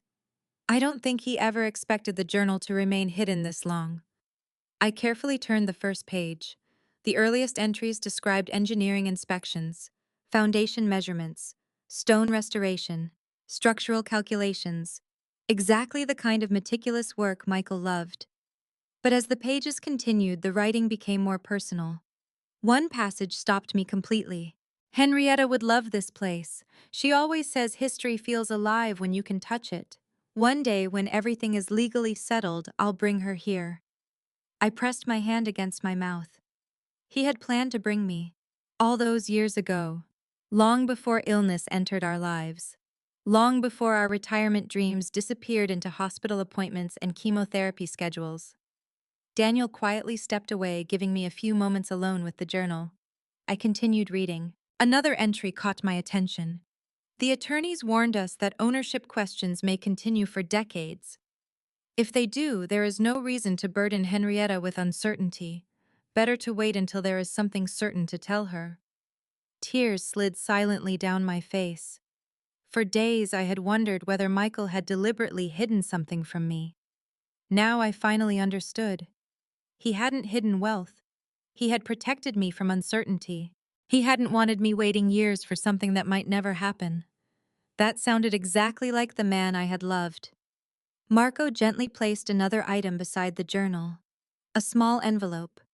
The paper had yellowed with age. Across the front, in Michael's handwriting, were the words, "Open only if everything is finally resolved." I looked toward Marco. "May I?" "It's yours." My fingers trembled as I carefully unfolded the letter. My dearest Henrietta, if you're reading this, then life has taken a path neither of us could have predicted. Perhaps I'm standing beside you while you laugh at my terrible attempt to write something sentimental. Or perhaps I'm already gone. I stopped reading for several seconds. Michael always joked that he hated writing emotional letters. Even now, he had managed to make me smile through tears. I continued. If I'm gone, I need you to know one thing before anything else. Whatever this property becomes, it was never the reason I stayed. I stayed because preserving beautiful things matters. Old buildings, old promises, old marriages. You taught me that. My hands shook. Marco quietly turned away, allowing me privacy. If this place ever becomes valuable, promise me you won't measure its worth in dollars. Measure it by what it can continue giving to people long after we're both gone. I lowered the letter. For several moments, no one spoke. Finally, Daniel asked softly, "Are you all right?" I smiled through tears. I think. I paused. I finally understand my husband again. Marco nodded. He seemed like an extraordinary man. He was. I carefully folded the letter. Not perfect, but honest and kind. Those qualities never changed. After I regained my composure, Marco opened another folder. We've also received the court's preliminary administrative ruling. I wiped my eyes. What does it say? He handed me the document. The court has formally invalidated every authorization submitted using the forged signature. I read the sentence twice. So, they're legally worthless. No one can rely upon them. Daniel continued. More importantly, the court has recognized you as the sole active representative of Michael Langston's legal interest until final disposition. For the first time since arriving in Italy, I felt something I hadn't experienced in days. Relief, not victory. Relief. The uncertainty that had haunted every waking hour finally began to lift. Marco smiled. There is another decision you'll eventually need to make. What kind of decision? He spread several maps across the table. You may sell the property. You may retain it. You may donate part of it. You may create a charitable trust. You have options. I looked again at Michael's letter. Measure it by what it can continue giving. The answer came almost immediately. I don't want to sell it. Neither Marco nor Daniel seemed surprised. I had a feeling you'd say that. I don't even know how to explain it. I rested my hand on Michael's journal. This place mattered to him. It should matter for more than money. Marco nodded thoughtfully. There is an idea we hoped you might consider. I'm listening. The villa could become the home of an educational foundation. He pointed towards several architectural drawings, engineering students, historic preservation, cultural exchange between Italy and the United States. I smiled slowly. Michael would have loved that. Young engineers, old buildings, learning, purpose, everything he believed in. I'd like to explore that. I think Michael already hoped you would. As our meeting ended, Marco carefully returned the journal to me. You should keep this. I can't. It belongs in the archive. He shook his head. No. It belongs with his family. I held the journal close against my chest. Outside, the afternoon sun bathed Rome in warm golden light. For the first time since landing in Italy, I didn't feel like an unwanted traveler. I felt like someone finally walking the path Michael had quietly prepared decades earlier. When I returned to my hotel, there was an envelope waiting at the front desk. No return address. Inside was a short handwritten note. Mom, can we please talk? No lawyers. No court. Just us. Ethan. I read the note twice. Part of me wanted to refuse. Another part remembered the frightened little boy who once climbed into my lap after every nightmare. I no longer trusted the man he had become, but I still wanted to understand how my son had gotten there. I slipped the note back into the envelope. Tomorrow I would hear whatever Ethan finally chose to tell me, whether it would be the truth or simply one final attempt to save himself. I still didn't know. I agreed to meet Ethan the following afternoon, not because I trusted him, not because I expected an apology to erase everything that had happened. I agreed because after everything I had learned in Italy, I needed to hear my son's own version of the truth. There are moments in life when silence protects you. There are other moments when silence becomes another prison. I wasn't ready to live inside one anymore. We met at a quiet cafe overlooking a small public garden far away from the crowded tourist attractions. The place reminded me of Columbus in early autumn, peaceful, shaded by old trees, with elderly couples sitting on benches and children chasing birds across the grass. Ethan was already there when I arrived. For the first time since this nightmare began, he looked like he hadn't slept. His shirt was wrinkled. His beard had grown in unevenly. Dark circles surrounded his eyes. He stood as I approached. Mom. I nodded politely. Ethan. Neither of us hugged. That hurt more than I expected. For nearly 43 years, my son had never greeted me without some kind of affection. Now there was only distance. He waited until coffee had been served before speaking. I've rehearsed this conversation 100 times. I imagine you have. But nothing sounds right anymore. I looked out toward the garden. Then don't rehearse. Tell me the truth. He lowered his eyes. I made terrible decisions. Yes. I convinced myself they were temporary. I didn't interrupt. I never wanted you humiliated. I met his eyes. But you accepted it when it happened. His shoulders dropped. I know.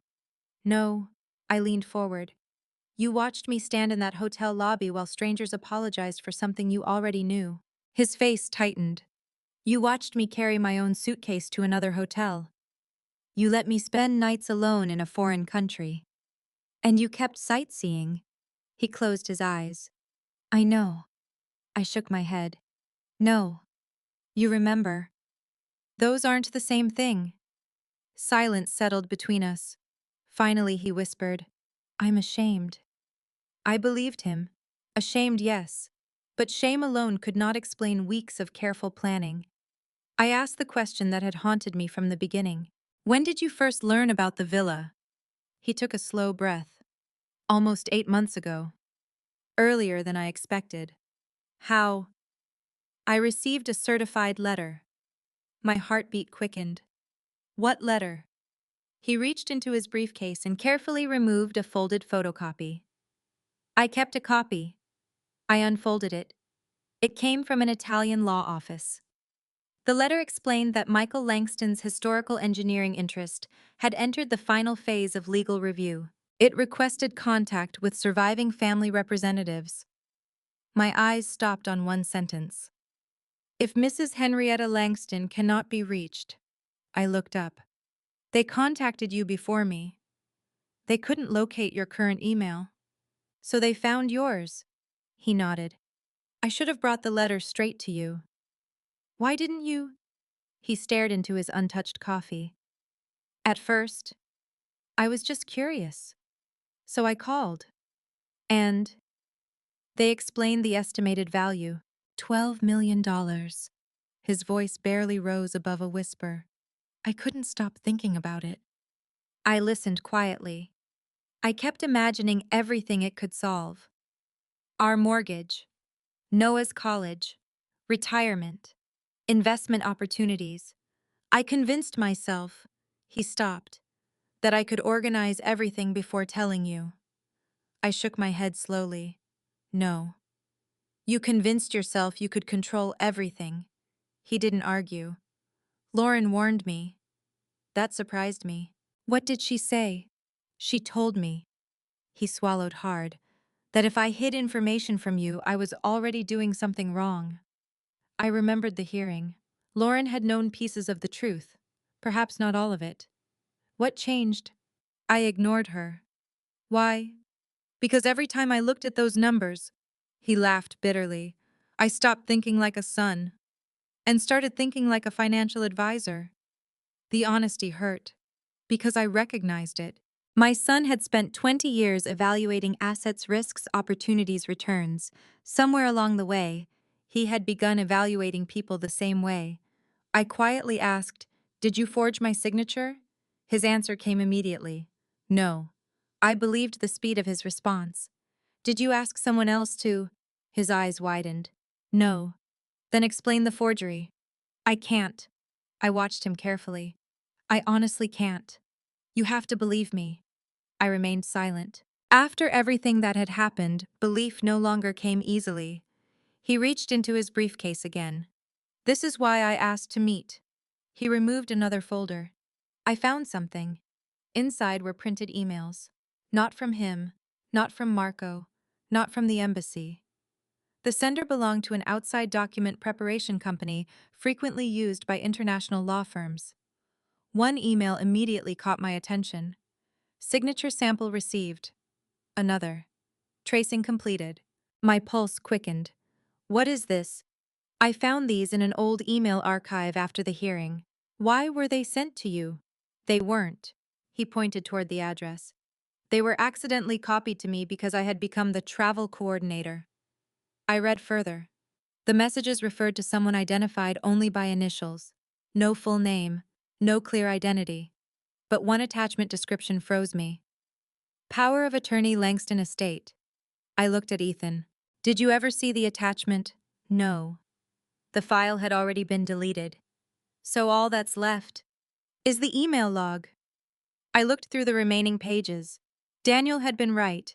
Someone had used an authentic signature sample, not freehand imitation, not guesswork. Tracing. Professional tracing. Ethan. He looked exhausted. I deserve everything the court decides. I know. But I didn't forge Mom's name. For the first time since the investigation began, I believed that statement. Not because he had earned back my trust, but because the evidence was beginning to point somewhere unexpected. Someone else had taken advantage of Ethan's deception. Someone had quietly moved beyond his original plan. Someone experienced enough to prepare legal documents professionally. I folded the papers carefully. Thank you. He looked surprised. For what? For finally giving me something truthful. He nodded slowly. I wish I'd done it months ago. So do I. We sat quietly for a long time. Finally, he asked, Have you decided what you'll do with the villa? Yes. I'm not selling it. He smiled sadly. I figured. I'm creating a foundation. His eyes filled with tears. Dad would have loved that. Yes, he would have. After we left the cafe, I walked alone toward the river. Michael's letter rested safely inside my purse. The journal rested beneath my arm. For the first time, I no longer felt consumed by anger. Disappointed, yes. Heartbroken, absolutely. But anger had begun giving way to clarity. Ethan had betrayed me. That truth would never change. Yet betrayal wasn't the same as evil. Greed had clouded his judgment. Fear had kept him lying. Pride had prevented him from stopping before everything collapsed. Those choices carried consequences. They always would. But another realization had quietly emerged. Someone outside our family had taken Ethan's selfish decisions and transformed them into something far more dangerous.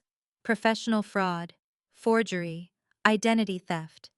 As I crossed the bridge over the Tiber, my phone vibrated. It was Daniel. We've identified the source document used to trace your signature. I stopped walking. You have, yes. What was it? A notarized power of attorney you signed nearly 11 years ago. I frowned. I remember signing one after Michael passed away. Exactly. There is one problem. What? Daniel's voice became very quiet. The original should have been stored in your attorney's archive in Ohio. My heart began racing. And it wasn't? No. There was a brief silence. When investigators opened the file, they discovered the original document had disappeared years ago. I barely slept after Daniel's phone call. The missing power of attorney haunted me more than the forged signature itself. Someone hadn't simply copied my handwriting. Someone had somehow obtained an original legal document from an attorney's archive in Ohio, years before anyone in my family knew Villa Belafonte even existed. That changed everything. For days I had assumed this nightmare began when Ethan received the first letter about the estate. Now I realized something far more unsettling. The fraud had roots that stretched back much farther than any of us imagined. The following morning, I met Daniel and Marco at the embassy. Neither of them looked particularly surprised by my questions. You already suspected this, didn't you? I asked. Daniel exchanged a glance with Marco before answering. We considered the possibility. But we needed confirmation. Marco opened another folder. The attorney in Ohio reviewed his archive personally. He remembers preparing your power of attorney after Michael passed away. I remember signing it. It remained in your legal file for several years. What happened? Marco sighed. Approximately 5 years ago, the law practice merged with another firm. I nodded. Thousands of paper files were transferred into long-term storage. And, during that transition, he paused. Several original documents disappeared. Mine was one of them. Yes. I sat quietly absorbing the information. So whoever stole it, Daniel finished my sentence, didn't necessarily know anything about Villa Belafonte. They simply stole valuable legal records. That made horrifying sense. Identity theft, estate fraud, forgery. My document could have been taken years before anyone realized it might become useful. But how did it end up connected to Michael's estate? Marco answered carefully. Someone later discovered the historical proceedings involving your husband's engineering work. They already possessed your authentic signature. They simply connected the two. A strange sense of relief washed over me, not because the situation had improved, but because one terrible possibility had disappeared. Ethan hadn't spent years planning this. His choices had opened the door. Someone else had walked through it. Daniel leaned forward. Mrs. Langston. Yes, we now believe there were two separate wrongs. The first, he pointed toward my file, was professional identity theft. The second, he tapped Ethan's travel records, was your son's decision to hide information from you. Those actions eventually became intertwined. I nodded slowly. That felt true, painfully true.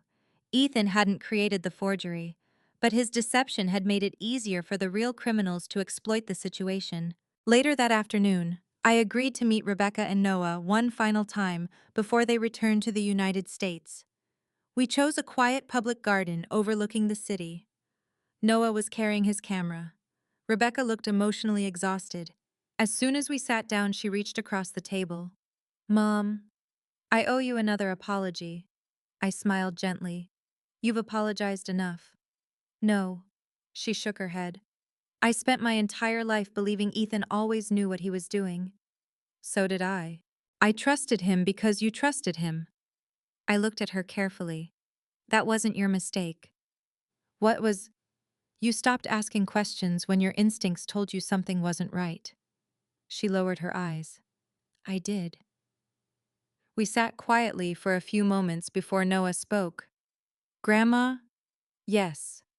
I've been thinking. I know. He smiled faintly. You always know. I usually do. He took a deep breath. I don't want to become like Dad. Rebecca immediately looked at him. Noah, he shook his head. I love him. I always will. But, he looked directly at me. I don't ever want money to become more important than people. My heart ached. You already understand something some adults never learn. He frowned. What's that? Character isn't tested when everything is easy. It's tested when something valuable is placed in front of you. He quietly nodded. I'll remember that. Rebecca wiped away tears. So will I. Before we left, Noah hugged me tightly. I'm proud of you, Grandma. I've always been proud of you. After they walked away, I remained on the bench alone. Families passed by laughing. Children chased one another through the grass. Life continued. For the first time in weeks, I realized I wasn't angry anymore. I was sad. There is a difference. Anger demands repayment. Sadness simply acknowledges loss. I had lost something precious. Not my inheritance. Not even my confidence. I had lost the uncomplicated trust between a mother and her son. That could never be restored exactly as it once existed, and pretending otherwise would only create another lie. The next morning, Marco called with encouraging news. The court approved your proposal. My proposal? For the foundation.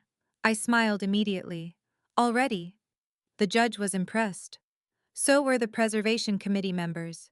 I explained that preliminary paperwork had already begun for what would eventually become the Michael and Henrietta Langston Foundation for Historic Preservation and Engineering Education.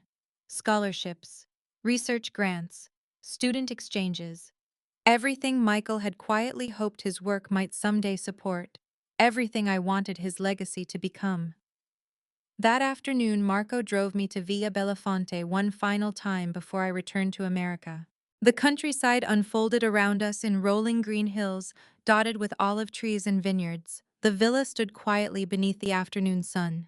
Not extravagant, not ostentatious, simply beautiful. Ancient stone walls glowed with warm golden light. Wildflowers grew beside carefully restored pathways. Birds nested beneath the old roof tiles. It feels peaceful, I whispered. Marco smiled. Michael always said the same thing. We walked slowly through the gardens. Inside, sunlight streamed through tall windows, illuminating restored wooden beams Michael had once helped save. I placed my hand gently against one of the stone walls.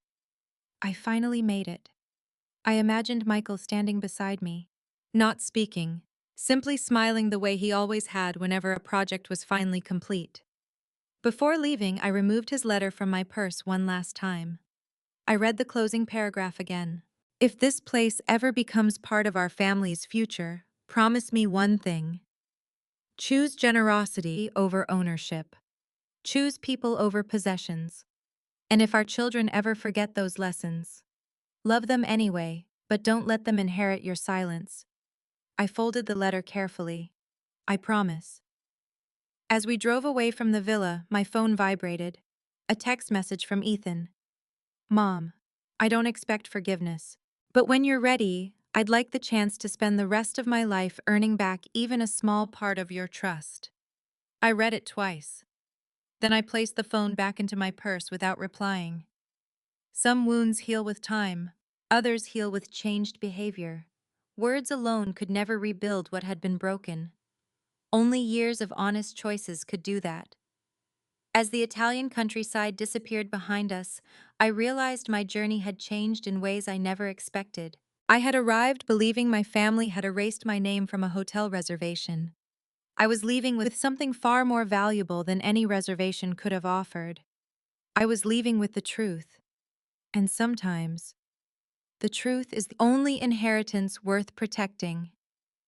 6 months later, I found myself standing once again beneath the warm Italian sun. This time, I wasn't arriving as an unwanted traveler. I was returning by invitation. The official opening ceremony of the Michael and Henrietta Langston Foundation was about to begin. As our car wound through the countryside toward Villa Belafonte, I looked out the window and smiled. The olive trees were greener than I remembered. Wildflowers covered the hillsides.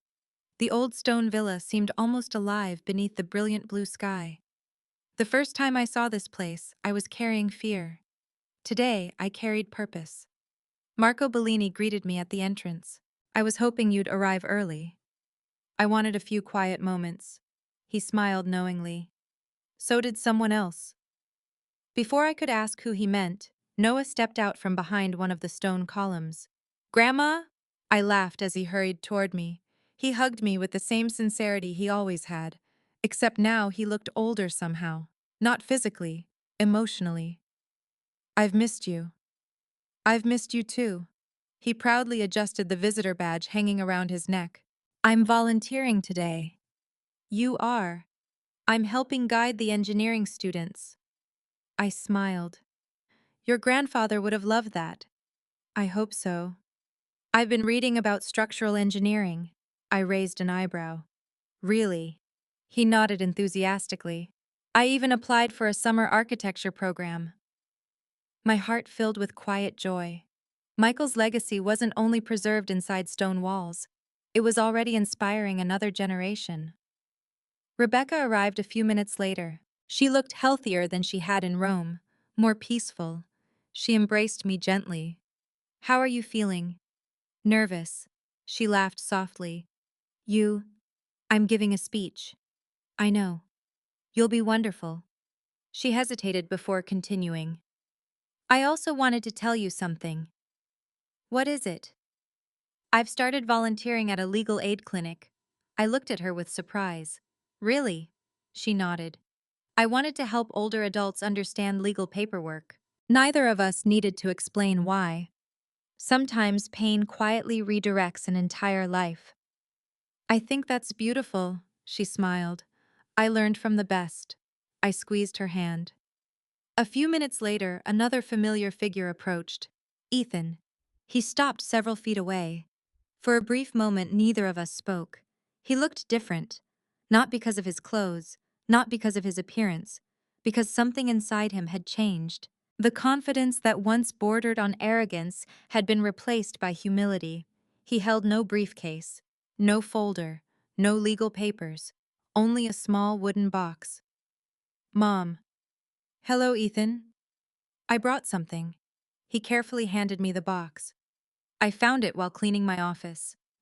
Inside lay dozens of old family photographs, birthday parties, camping trips, Christmas mornings, school graduations.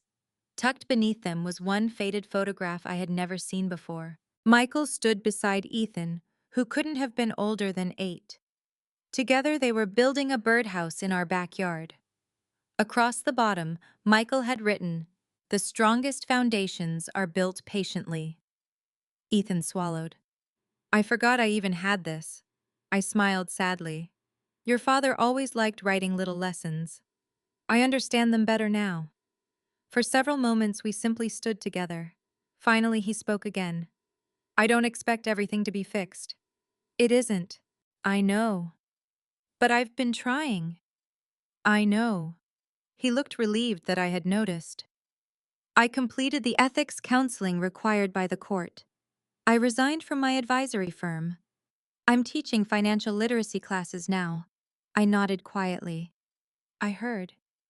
"I wanted to stop helping people chase money." He laughed softly. "And start helping them understand it." It wasn't a dramatic transformation. It wasn't instant redemption. It was something much more believable, one honest step at a time. "I hope someday," he hesitated, "you'll trust me enough to ask for advice again." I smiled gently. "I already have." His eyes widened. "You have?" "I asked you to help carry boxes into the foundation library this morning." He laughed through unexpected tears. "I guess you did. Trust doesn't always return all at once. Sometimes, it returns one small responsibility at a time." He nodded. "I'll earn every one." "I hope you do." Soon guests began arriving from across Italy and the United States. University professors, engineering students, historic preservation experts, community leaders, several people who had worked with Michael decades earlier.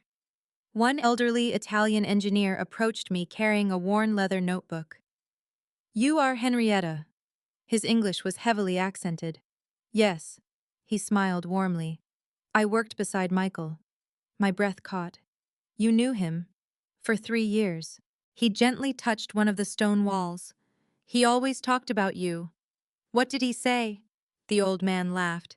"He said, 'If my wife ever sees this place, she'll ask better questions than all the lawyers.'"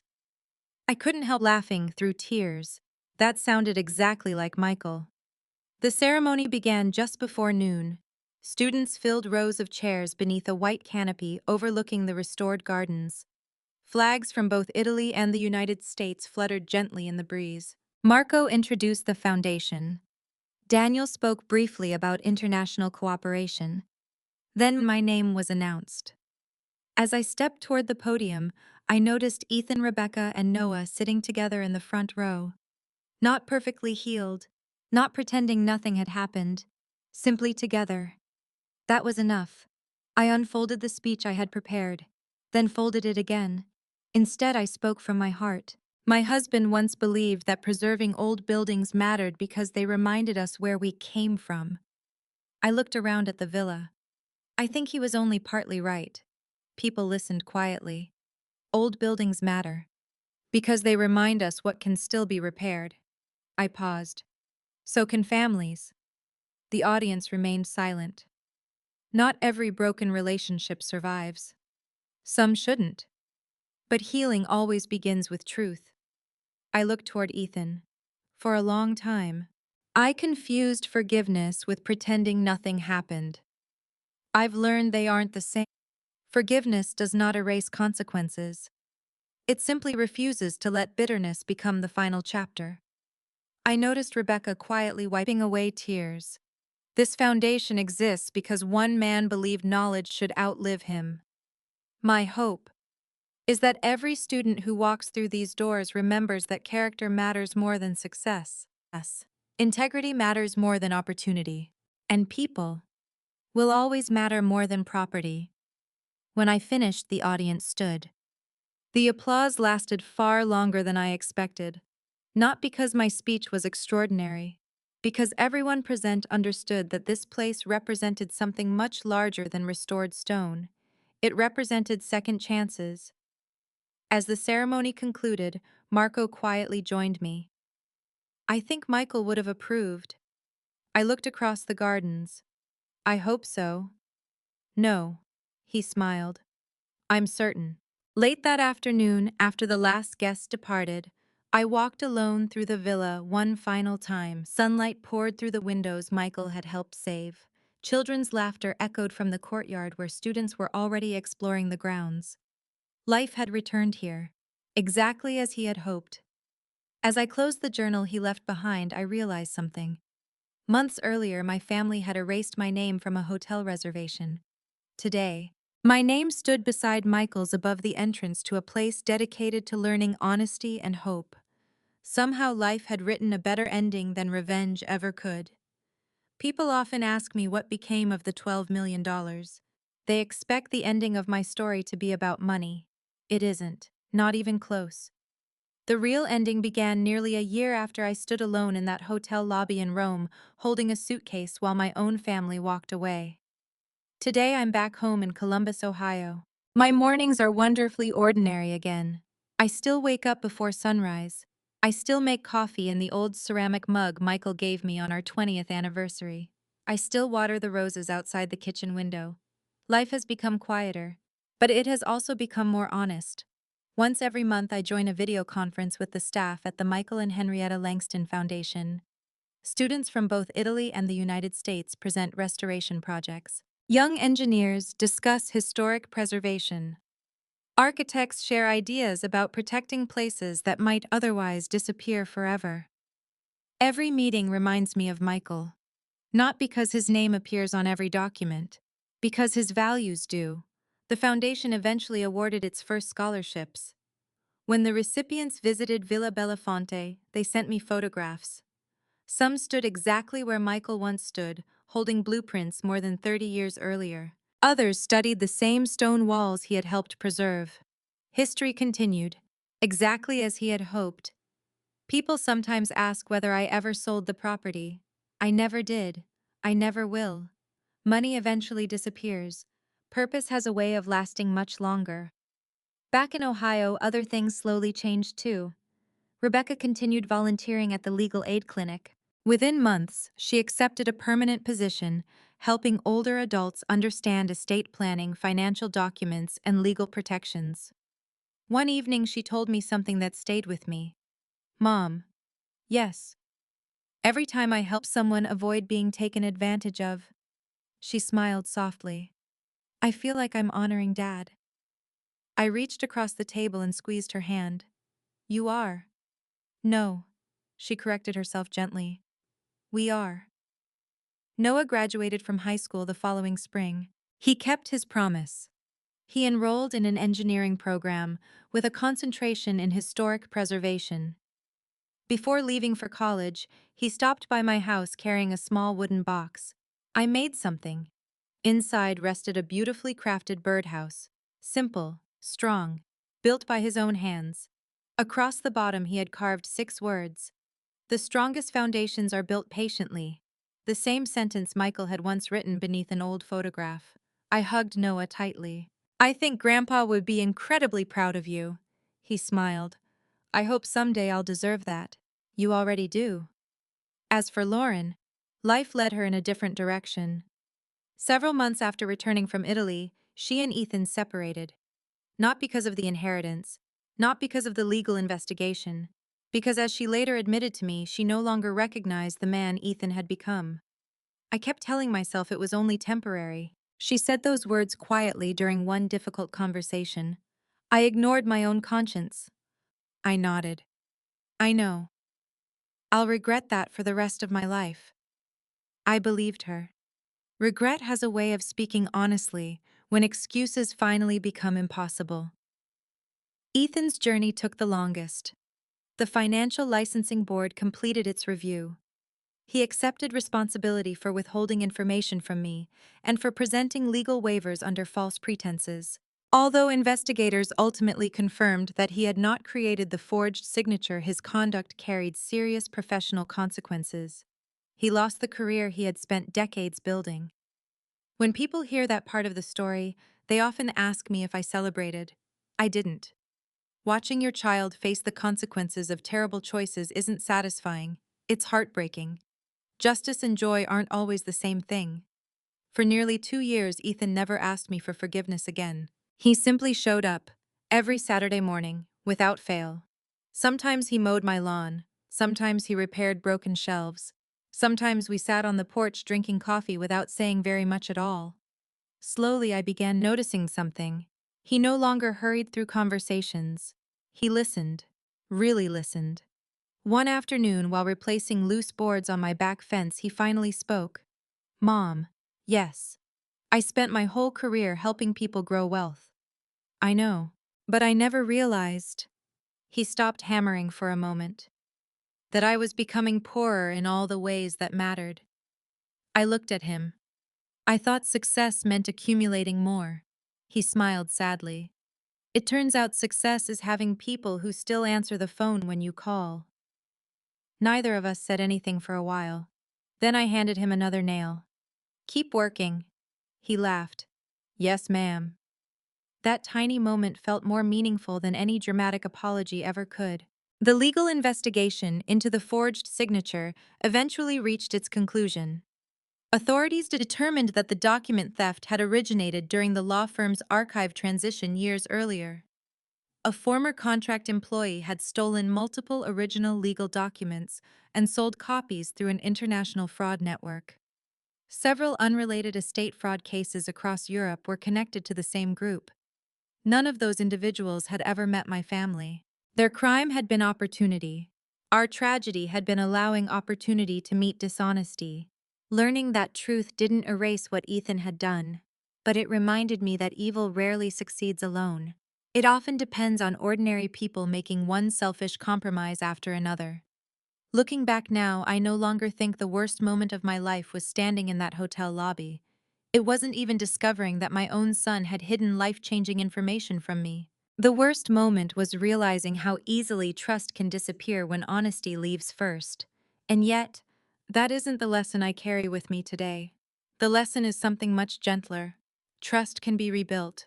Not with promises, not with speeches, not with tears, with consistency, with humility, with time. One truthful choice after another. Sometimes people ask whether I would take that trip to Italy again if I knew everything that would happen. I always smile before answering, yes, without hesitation. Because I didn't simply find an old villa. I found the man my husband had been before illness changed our lives. I found the courage I didn't know I still possessed. I found a purpose greater than inheritance. And somehow, I even found a path back to my children.